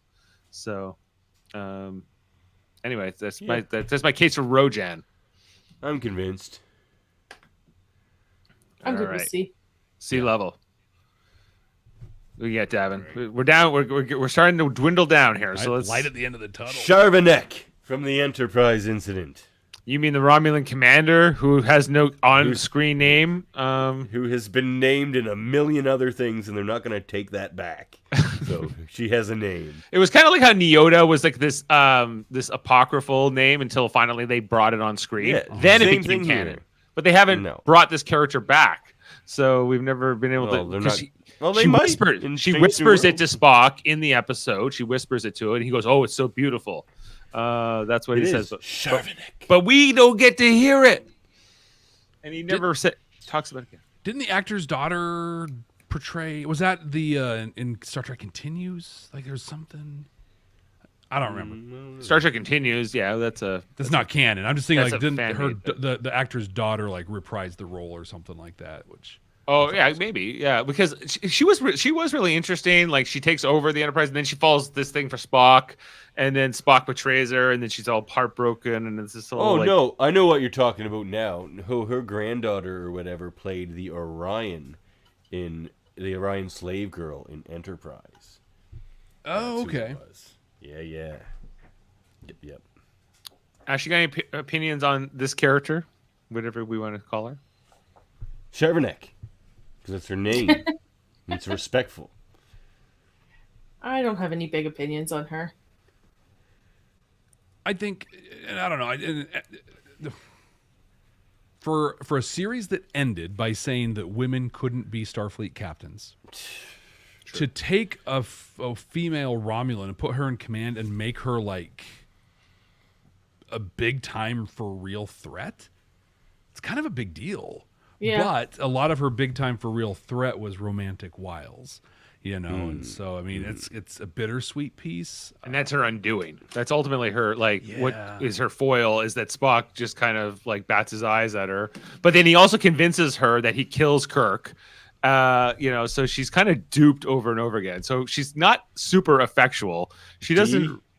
She might be down in D with Sela. She's kind of. I think so. She doesn't really do anything. She threatens to execute Spock and other people, but. It's kind of a whole. They really get the jump on her, so she's kind of really foiled. Although she's a great character. Yeah, she's there, and look what it says, Charvanek. Amazing. And now it's on screen. It's on screen now, so it's canon. Yeah. Canon. We just canonized it. There you go. All right. Let's go. Kang. Whoops, it was your pick. Kang from the Day of the Dove, season 3 of. He's a better villain than Koloth. He's better than Koloth, but is he a whole? Is he above? Is he up here in sea level with Takuvma and these guys? Like I don't think so, because part of what we brought Core to a D was because of Blood Oath, right? They had redemption at the end, and yeah, actually, we got all three. We got all three of these guys down here together. Korax is too high. How is Korax like a? Korax is the one. He's like, God, he got up to C just from that. All right, on one line. It was a good line, though. Yeah, and played in 2 episodes. It was such a good line. But incredible portrayal, right? Michael Ansara. It's like so good. It's really good. Yeah, I like his wife in that episode, Marcella. Better villain that he plays in Star Trek is actually in Deep Space Nine, the super misogynist who wants to take Lwaxana Troy's baby away. Yeah, that's right. Oh right. yeah, that's a way. We didn't have him on the list. He was also on Babylon 5 as the Technomage. He was, yeah, which was God. And don't spoil me, but like, I really wish they got such a great idea. Those guys have got to come back. I want Technomage. It is a cool idea. Yeah, no, it was. I like the sort of that part of like the world building of it all. Okay, so we're saying those old Klingons, they're D level, if not F. Like they're not F because they don't suck. We like them as characters, but they just they're just whatever. Okay, what was that other Romulan from Miri? What's her name? Miri? Not Miri. Oh, her. Oh, the Romulan, not the Klingon. The Romulan. She's from the Unification two-parter with Leonard Nimoy when he came back on Next Gen. Yeah. Her name in the show. No, that's not who she is. That's not who that Romulan is. Yeah, it is. Oh no, that's you're right. That's the Robin. That's the Robin Curtis Romulan. Where's my Romulan? There's another Romulan. He's taking her down. He's like, I wanted a different Romulan. Are you saying all Romulans look the same? Is that what you just said? Yeah, it is what he said. Or did I say that? Doesn't I guess. I thought I had a different Romulan. They all have the same headpiece, like their hair. Like, come on, like. No, so she was the one who wanted to take the psionic resonator and use it, weaponize it as it was. Oh yeah, that's right. I got the wrong. That's who I meant to grab, but I got the picture of the other Romulan. Talera or T'Pol. She was dangerous, but then the weapon killed herself with it. So it didn't even work on Worf. Yeah. Didn't work. Like if he had one angry or aggressive thought, it would have killed him. Yeah, he got all the angry thoughts out. On him. Yeah, he does. What's that Klingon martial art? The Makbara, right? So, I don't know where to put her. She's like probably. She had a big evil plot, big evil scheme. Okay. It's pretty bad. Like, at least I would say C. She's a big evil. She's kind of like Emperor Valdor. She had a big. She's up there with Ruafu. Ruafu? Yeah. Go up there with Ruafu. You're in the C tier. Okay. Miri, you wanted to talk about, right? Oh, well, I thought just who I thought you were talking about. But she doesn't do that many evil things. She takes people, she kidnaps and hostage or whatever, but she's kind of 300-year-old, 10-year-old who has the flirting with Kirk's more the villain in that episode, Right? For flirting with her. So I Isn't say Mary Kang's wife, or is that no? In real life or something? No, in the show. No, I'm thinking of something else. No, Miri is a villain. Like she's F level for me. Like forgettable is not a villain. Oh, her. Oh, I was thinking of someone else.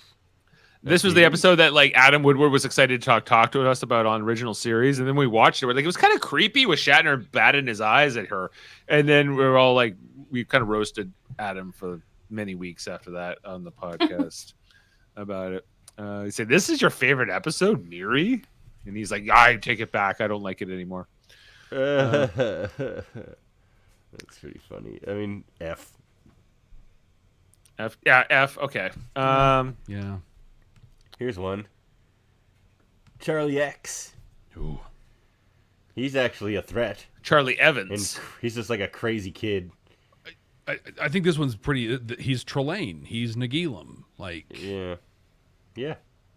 Yeah. Yeah. But how? But yeah. Right. He's up to B or C. So I don't know if the performance is as good as this. I put him in C. Yeah, that's fair. Yeah. Yeah, he's like I Charlie X. I'm like like I would always skip that episode. So Yeah, I don't think he's a. It's one of those definite like first season growing pains episodes of like how are we doing this? Yeah, I think he's a C level for sure. He's very mid.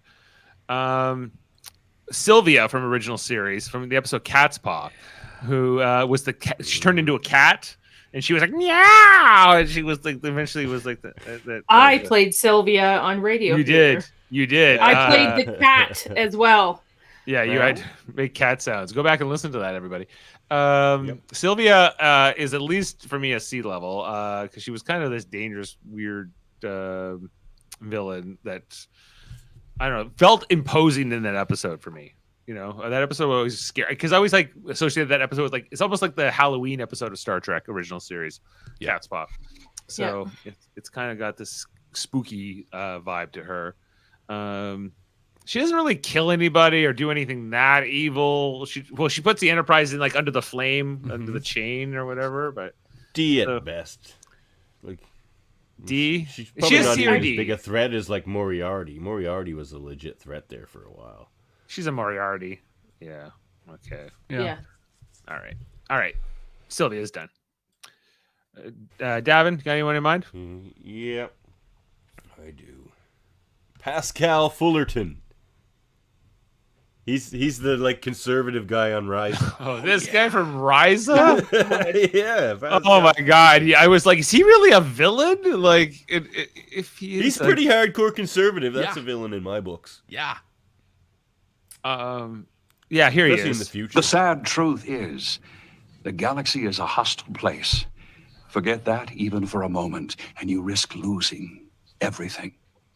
Like he wants to strip everybody of their like choice on how to live. He's like everyone should have to. He's a religious fundamentalist. He's like what we should need live here how on I live. Ryza are traditional family values. Yeah. Right. On Ryza of all places. Yeah. Right. Yeah. How do you think the Borg see you? Or the Romulans? Or the Klingons? Or the Dominion? These empires look at the Federation and they see a prize. A prize that we have forgotten how to protect. And if we don't change our ways, they're going to take it from us. He wants to make the Federation great again. Exactly. Yeah. He And does. Worf's for it. He does. He is Ron DeSantis on Ryza. Like him fighting what's happening on Ryza is Ron DeSantis fighting Disney. All right, so he wants to turn Ryza into Florida. Make Ryza Florida.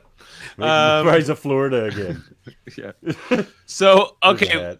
All right. So he's kind of he's got some interesting thing to him, but he's not really a dangerous guy. The most villainous thing he does is mess with a weather control system, and only because Worf helps Worf.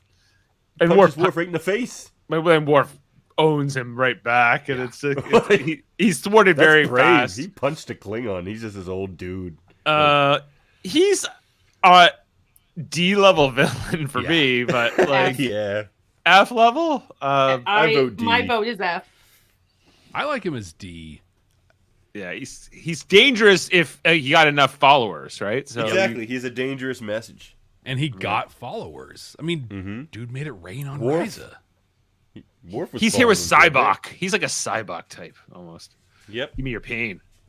So be strengthened by the pain, by the sharing. Guys, what about Legate Damar? When he was in his prime, he was like almost the most evil Cardassian. He killed Torziel. Yeah, he sure did. For nothing, for betraying her father. She's just running away down the corridor. He's just like, what? Yeah, and then Ducat kind of forgives him for it. Weirdly. She's like, that's because Ducat is an S tier villain and tries, but he's to his core a villain. But Damar has redemption and turns kind of good by the end. So how do you evaluate that as a villain? Right? Like, so because when he was really bad, he was bad, but then he kind of he has a whole face turn. And so it's like, I don't know where to put him. Well, I mean, Gowron's the opposite of that. Gowron was good and went bad. So I wouldn't be so opposed to putting him at the A level. Feels good. Yeah. Leave him at the A? Yeah, I feel like he was just so bad, such a villain when he was a villain. Sure. And he was mostly a villain until kind of near the end, right? Yeah. So but like kind of like lovably a bit of a fuck up. Like he rises to like be the lead of all Cardassians, but like he was stupid enough to like just freely give information to Quark, assuming he would just keep it secret. Like, come on. Yeah.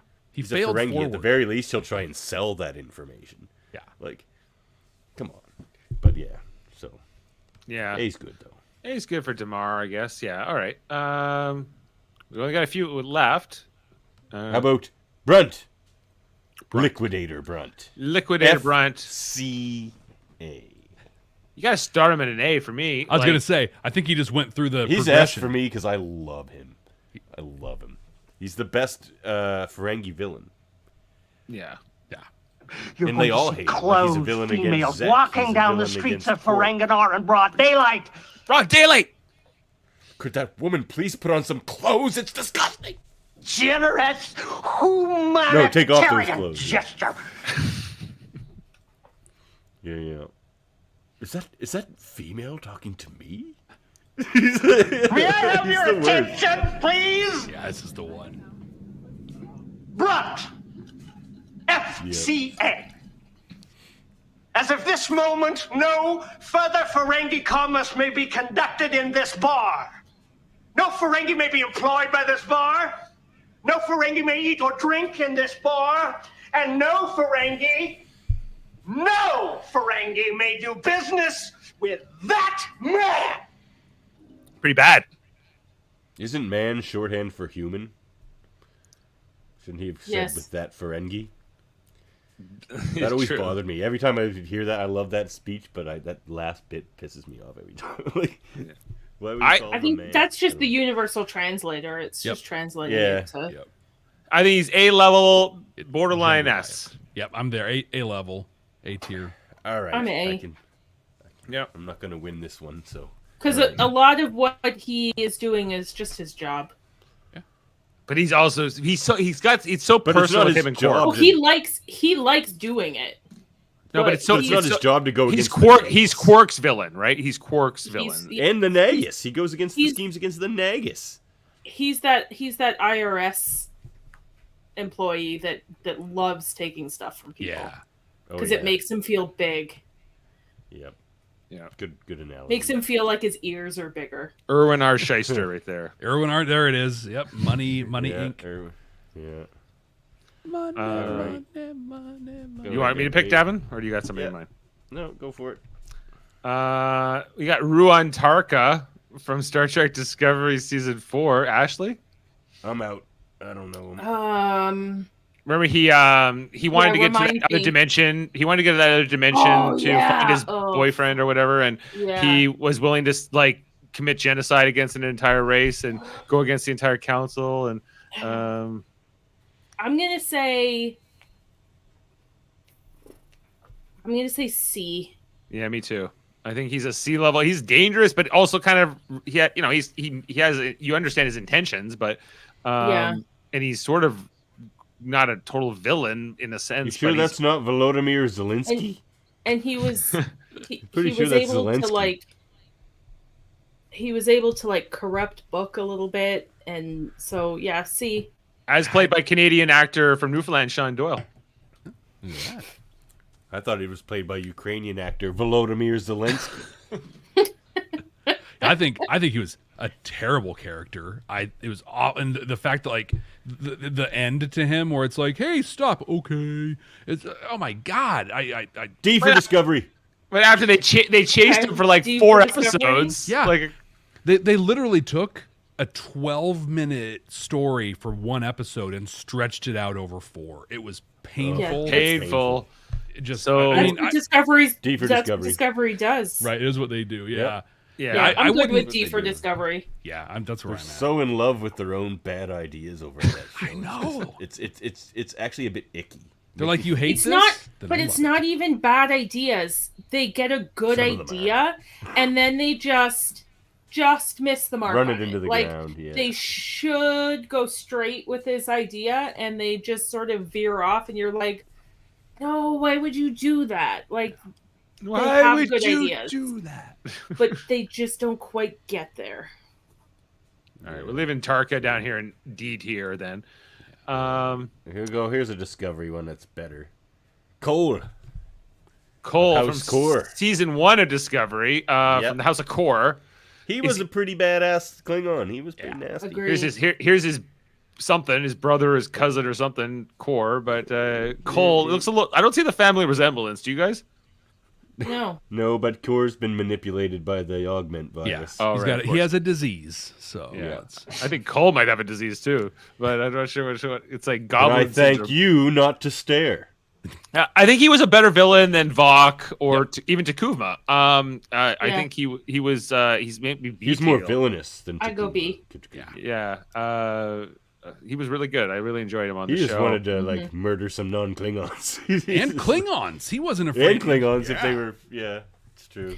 He would have been incredible if they had just stuck with the regular Klingon.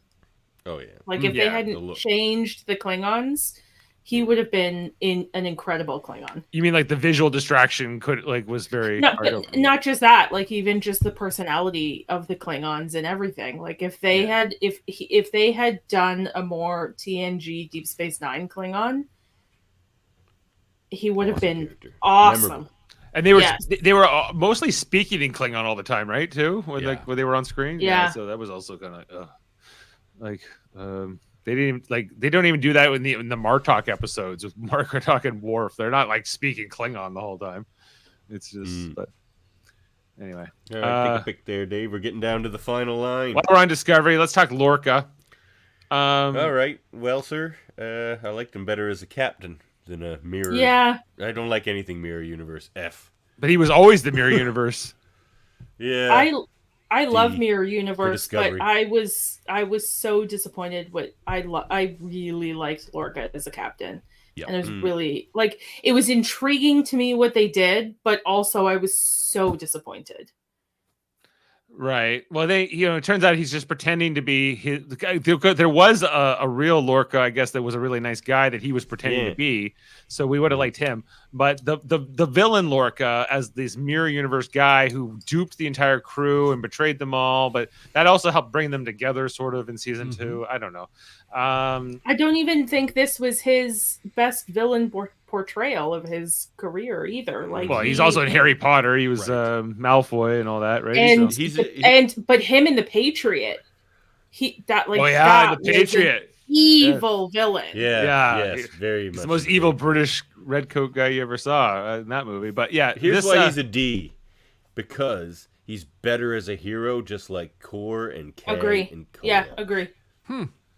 I put him in C, but he's you know, Are he's not you, my you letting the episodes where he was a good guy cloud your judgment? No, 'Cause if more you just watch the ones where he's a mirror universe No, he's a caricature. maniac. He's a psychopath. He's very villainous, and he's killed people. He tortures people. Yep. There's that Yeah, whole right. thing He's where more like villainous we than don't even know yet that he is the mirror universe guy, and then this guy's like, "You killed my sister. What was her name?" He's like, "I don't know your sister." Then he like gets a jump on that guy. He's like, "Her name was Mary, and I tortured her." Bye.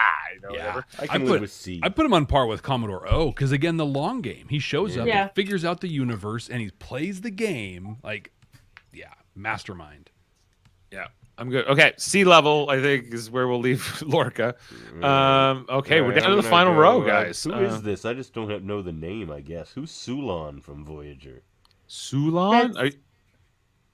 Oh, this is that Vidian guy. That guy.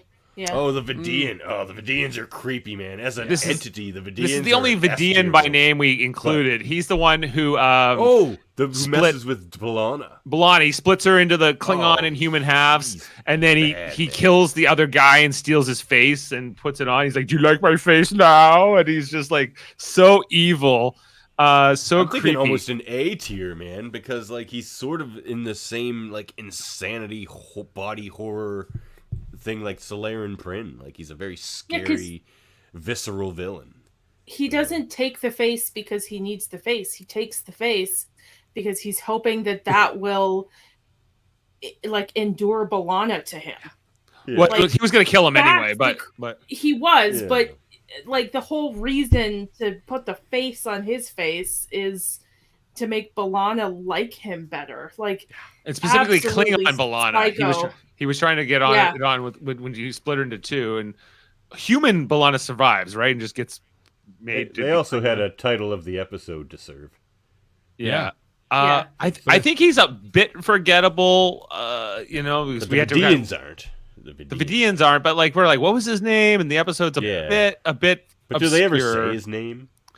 But when we were trying to think of a Vidian, he's the one we both thought of. We're like, he's the most evil, most villainous Vidian, because the Vidians are kind of victims in a sense, but they're also bad. But he's the most villainous Vidian we ever meet. So I'd say, at least B, like but I'd go A. He's like those Nazi scientists that were experimenting on people. Yes. To like. He's very bad. Bad He's guy. very evil, but Yeah. I just Very think I have a hard time putting him in an A because I just think he's kind of a bit he's just not If they made a two-parter out of that, you'd give him an A. Then maybe. I think he's one of the better Voyager villains, but I think that even that puts it at a B. I mean, look, look who we haven't B, right? Like, Voyager's not as good as Kashyyyk, so yeah, B's good. I think he deserved an arc on Voyager. Yeah. Yeah. So So, get but all he's squirrely and be like, you just take the face off. Yes. How about Ben Finney from the episode Court Martial, who framed Kirk. He was trying to fake his own death, and his daughter was there, and like I don't know. And then Kirk beats him up in the engineering, and basically that's the episode. So, Yeah, F tier. Doesn't do anything. He's a really pathetic villain, actually. Yeah. So okay, we're done with Ben Finney. That was a nice quick one. All right. Yeah, he really is I think I've got one more left in this little folder here. So, did we do Adam yet? No, we haven't talked Adam Soong. From Star Trek Picard season 2. I was like, I asked Dave if he's actually a villain, and he's like, yeah, he hit Picard with his car. He ran him over. Remember, he was also going to lead like the humanity in that xenophobic alternate. But that's in timeline. a different alternate. That's in an alternate. He had potential. Count. He had potential to be really bad. Plus, his daughter turns on him at the end, and he's creating the con program by the like. He gives Picard a new body. Not that one. No, that was the that's another Alton Soong. Inigo Soong. That's another Soong, and he's not even on this list, but he could have been on this list. And so anyway, I think Adam Soong, D-level villain. D. Yeah. And you know he was Ultimately, bad, but too, he was a stooge to Q. he was Q's stooge. But then Q was not even trying to be a villain in that season. That whole season can take a hike, as far as There I'm you go. concerned. But, you know, Agreed. Yeah. Right. Agreed. I don't even know what the hell was going on. Okay. Most of that series can. So. All right. Yeah, let's just keep season 3. What's What this it guy's always name? should have been. Which guy? His name is. I'm trying to get to that. Rao Vandika. Rao that Vandika guy. from the episode of Deep Space Nine, season 1. Dave petitioned for this. Invasive procedures. Yes, only because you don't know this guy's face, because he ends up taking over Bashir's body, and then Bashir kind of plays him, really, like or Sidney Al-Fadil plays him. And I love Deep Space Nine, and I completely forgot this guy existed. So F. Like, he must be one of the worst DS9 villains to escape. Well, it's one of the worst Deep Space Nine episodes. I only vaguely remember that, and I just rewatched season 1 of Deep Space Nine not that long ago. Are you okay? Are you doing all right? Hey, I'm a defender. I actually really like season 1 of Deep Space Nine. Yep. Not enough Season to know one who of Deep Rao Space Nine is Vandika still is. better than any season of most other Star Trek. But in that episode, they keep talking up, Rao Vandika has done all these evil things. Rao Vandika this, Rao Vandika. And by the end of it, you're like, this Vandika is the most like maniacal man you've ever heard of, right? Like, he's so Now villainous. I've forgotten. Yeah, he's the most forgotten. Okay. I'm going to go with Cousin Gala. Cousin Gala. Is he... He's okay. tried to murder his own cousin more than once. He gave him a faulty he, ship that was going to he explode and kills- kill Ram as well. Yeah, he was going to give... And Nog. And Nog. He was going to kill Nog, a child. And Odo. He didn't know Odo was on the shuttle, but yeah. He did Odo try might to have kill him, survived that. but then Quark got over that and then worked with him with Hagath and did all that stuff. But then he comes back in Magnificent Ferengi, and then he kills Kevin by accident. He was trying to kill Quark. So he's a bad guy and dangerous. He's a and weapons dealer. He's caused the death of millions. I think he's at least sea level. At least. He's caused the death of probably millions. Like, Hagath was selling... Remember the one weapon they were selling to that one guy in that episode? They're like, how many deaths you want? He's like, I don't know, like 30 million. They're like, we can do that. Oh, yeah. So he's killed millions of people, Gala. Millions. He's moving up to B for me. At least B. Yeah. Especially because he's so cold-hearted about it. Yeah, no problem. Yeah, we got that. You got the money. I can make that happen. All right. Yeah. And he tries to kill his own family. I can't see Hagath, who he was working with, trying to kill his own family. Yeah. Probably not. Maybe. Who knows? But okay. Maybe. Okay, Yeah, Cousin Gala. crazy. So we're leaving Cousin Gala at the B level. All right. What about the guy he killed? Kevon, the Vorta from I really like Kevon. Kevon was Good portrayal. I hate Ferengi. And he's got some great moments as a Vorta. Yeah, and his dealings with his Jemadar when he's like, look, I am the Vorta. I will take care of you. I will take care of you. I am the... Yeah.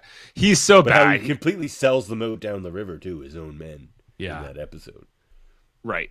Yeah, he sells them out. He's like, I'll go to the prison war camp. And then once Starfleet was done with him, he they're just like, okay, take him, Ferengi, Yeah.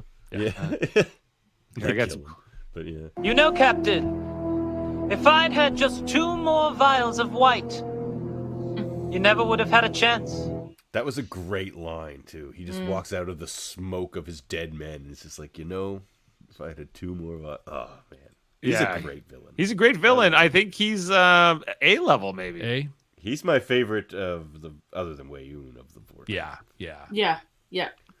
Right. And then he ends up going out by Cousin Gala shooting him. Yeah. Thanks, Kevon. I am the Vorta. I will take care of you all. Yes. Exactly. Okay, we got a few more. We got Claudius from Bread and Circuses, the villain, the leader of the Roman people, making them fight on screen. Yeah. I like where you just dropped him at D. Like, Yeah. That's where he belongs. Okay, we'll move on from him. There's also this other original series one. They're the Providers. The Providers. The Games Masters from of Triskelion? from the Gamesters of Triskelion episode. They were this yellow, red, and green rock thing in a bowl. They were running the things, and Kirk and them, the lady, whoever he's with in the episode, they're fighting against him. I don't know. They were bad seeds, I'd say. I love this do episode you as a rank it? kid. Like, I love that Lady Gaga was in it. Like, that's super cool. Hey, Lady Gaga, like that's like her style, right? With like those collars and everything else. And Ashley, you got an opinion on the providers? I think they're kind of good where they are. You leave them at sea. Ursula agrees. Yeah, I think so. Yeah. Oh my gosh. Yeah, Ursula needs to rate the rest of them. Okay, there you go. Yeah, there we go. There we go, honey. What do we think of Maj Kala? Maj Kala. Her first word. Sleeping on camera. He's less than Seska, but he was a good villain. He easily the best villain of like the first 2 seasons of Voyager, at least. Like he's the one that sticks around the longest. He's the only Kazon like that had any impact for me. Basics was really good. Yeah. Two-parter. Mm-hmm. I mean, he's sort of just like kind of being manipulated by Seska. Yeah, he's kind of Seska's stooge, right? So it's kind of I can't put him next to Seska because I think he's less than her. He's less, yeah. But he's good. I think I'm happy with the B. Yeah. Good performance. I liked him quite a bit. Yeah, me too. I'm good on Managed Color. Okay, final 3 guys. Okay, I'm going to save this one for the end. Let's start with the Sphere Builder lady from Star Trek Enterprise. She was the leader of the Sphere Builders, season 3. Manipulation Enterprise. through time is interesting. Yeah, she's reconstructing an entire spheres. Trying to reform the galaxy in their image, kind of thing, so they can survive in it. She told the reptilians they could take over and have dominance. Yeah, they were also called the Providers, weren't they, or the Guardians, or something? They're the Guardians. I think, and that's kind of where I feel like a C, because I feel like we know the Zindi, stuff. But like I always forget about the Sphere. Like I always forget about them. Right. And they're her, the like, puppet masters. Yeah, it's like they were actually manipulating it. Oh, that's right. I don't care, kind of. Ties into all that Daniels stuff and all that. Ensign Daniels. Yeah. Okay. He's fine. Then we got Silic. Yep. I like Silic a lot, at least a B. He's better than the Sphere Builders. Yeah.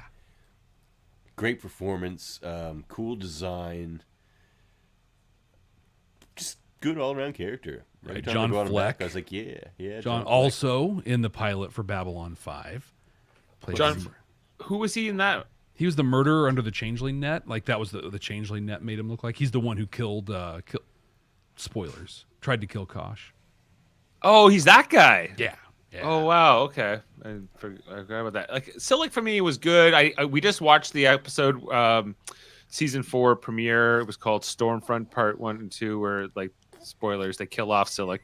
And it's kind of like sad. I'm like, I would have liked more out of this villain. I think he got left. They tried to make him turn sort of good here at the end. There was like gray area with him. Yeah. Yep. He could have been. I think there was a lot of potential lost. So I think he's kind of an anti-hero more than a pure villain. He's kind of a stooge to this other guy. We never even get to figure out who he is. It's the Sphere Builder, wasn't it? Oh, that guy in the future there. Yeah, it was the that was the Sphere Builders, wasn't it? I petitioned for Silic down at sea level. No, he's way better than the Sphere Builders. Just even on the performance and charm alone of John Fleck. Okay, I'll go with that. He carried so much of early Enterprise, like. Oh yeah. Cool new race too. The Suliban, they're really cool. All right. Yeah. And final one. Luther Sloan. Luther Sloan. Great villain. Great villain. Before they ruined Section 31, and now I don't even want to hear its name. I hate everything they've done with Section 31 since him. So, like, that's back when Section 31 was an awesome idea. So, at least an A. Yeah. You have no right to do this, Sloan. He had that mystery, and like the way he would bounce around, like, and he would be like just mysteriously at this gathering where they're all just talking nice and having hors d'oeuvres. He just walks up and he's like, "Oh, I like entomology." Like, he's very interesting. One of his great lines. Sorry. Oh, it says great line. Whether you're a king or a simple street sweeper, sooner or later, everyone dance with the Reaper. That's what I was able to play. You might be a king or a little street sweeper, but sooner or later you dance with the Reaper. So good. So good. I love show business. Yeah, I like Sloan a lot. I think he's A, maybe even S level, but he's probably A because he only has 3 appearances and then he dies. Yeah. So, but he's very memorable in the role. William Sadler, And he's still sort of working in the Federation's interest, at least he thinks he is. Yeah, So, he's kind of like an interesting villain, kind of like Kashyyyk, where he doesn't really understand his. Is he not almost the definition of an anti-hero? Yeah, maybe. Yeah. He's by any means to accomplish a noble goal, but by any means part is what makes right. it He's bad. not malicious. No. He's not sadistic. He just does what he's got to do to, I do this so you can sleep at night kind of stuff. Yeah. He's we need people like you, Doctor. But Yeah, people he's like like- you need people like me.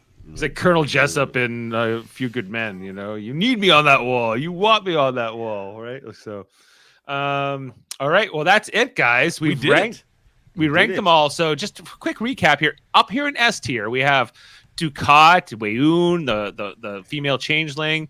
We got the clown from Voyager, the Fear episode. We got Gulma Dread. We got Albert Tain, Solarin Prin, Michael Eddington, Kai Wynn, and Kivas Fajo, and Jodie Simpson, and the cargo container that hit Worf. Yep. So I think we nailed it. I think those are the best villains in Star Trek. Yeah. There you go. In the A tier, you got General Chang and Commander Kruge and the Dalam Lazindi and the Duras sisters and Seska and Agamis and Khan and one of the Borg Queens, specifically the third one from season 2 of Picard. We got There's at Gowron. least 4 in A. I would move up to S personally. Really?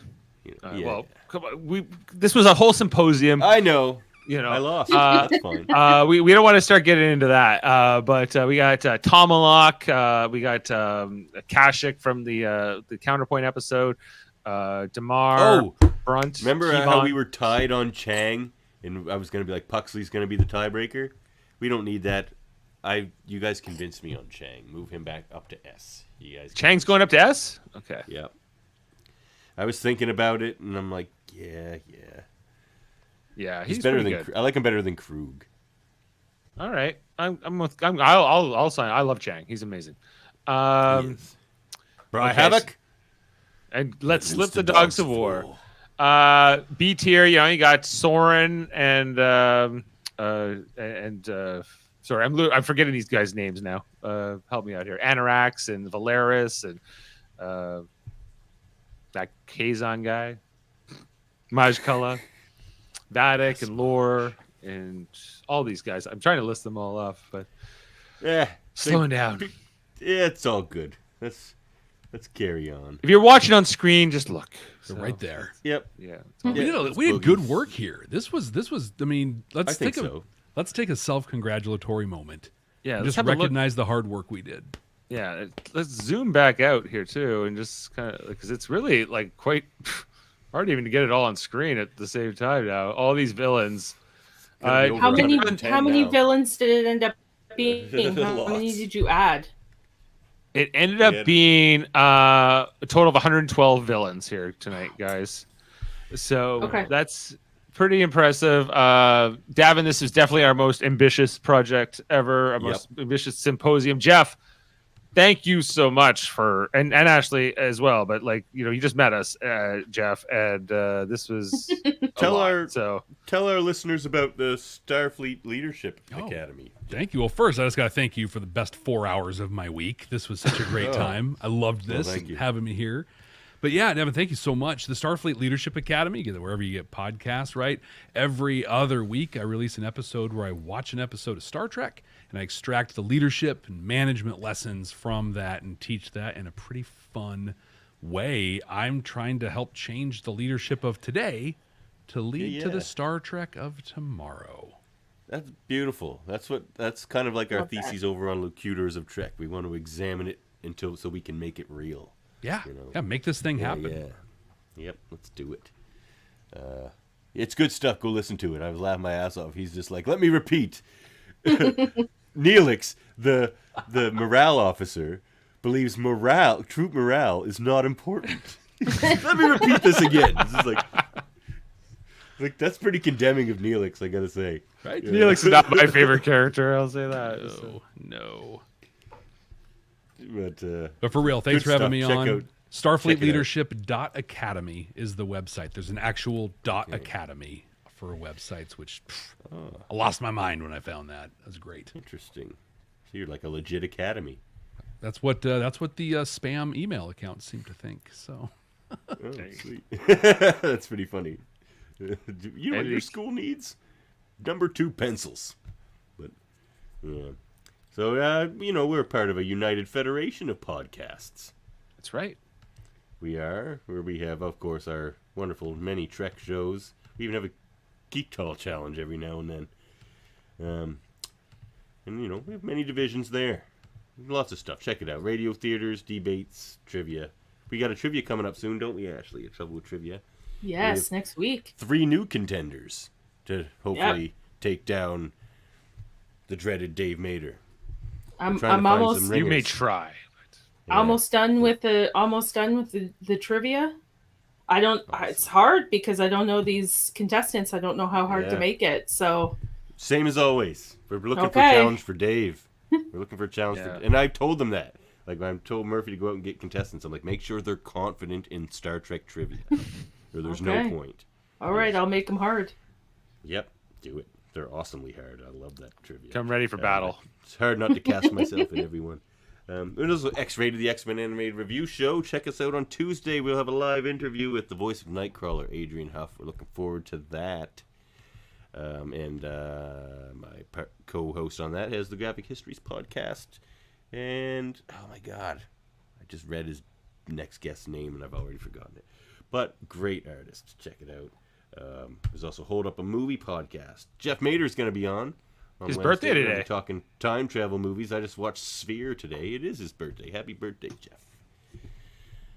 And we also have Super Mader Brothers podcast, of course. They review reality shows. Who knows? Jaemeel might be over there doing that right now. You never know. He's often over there.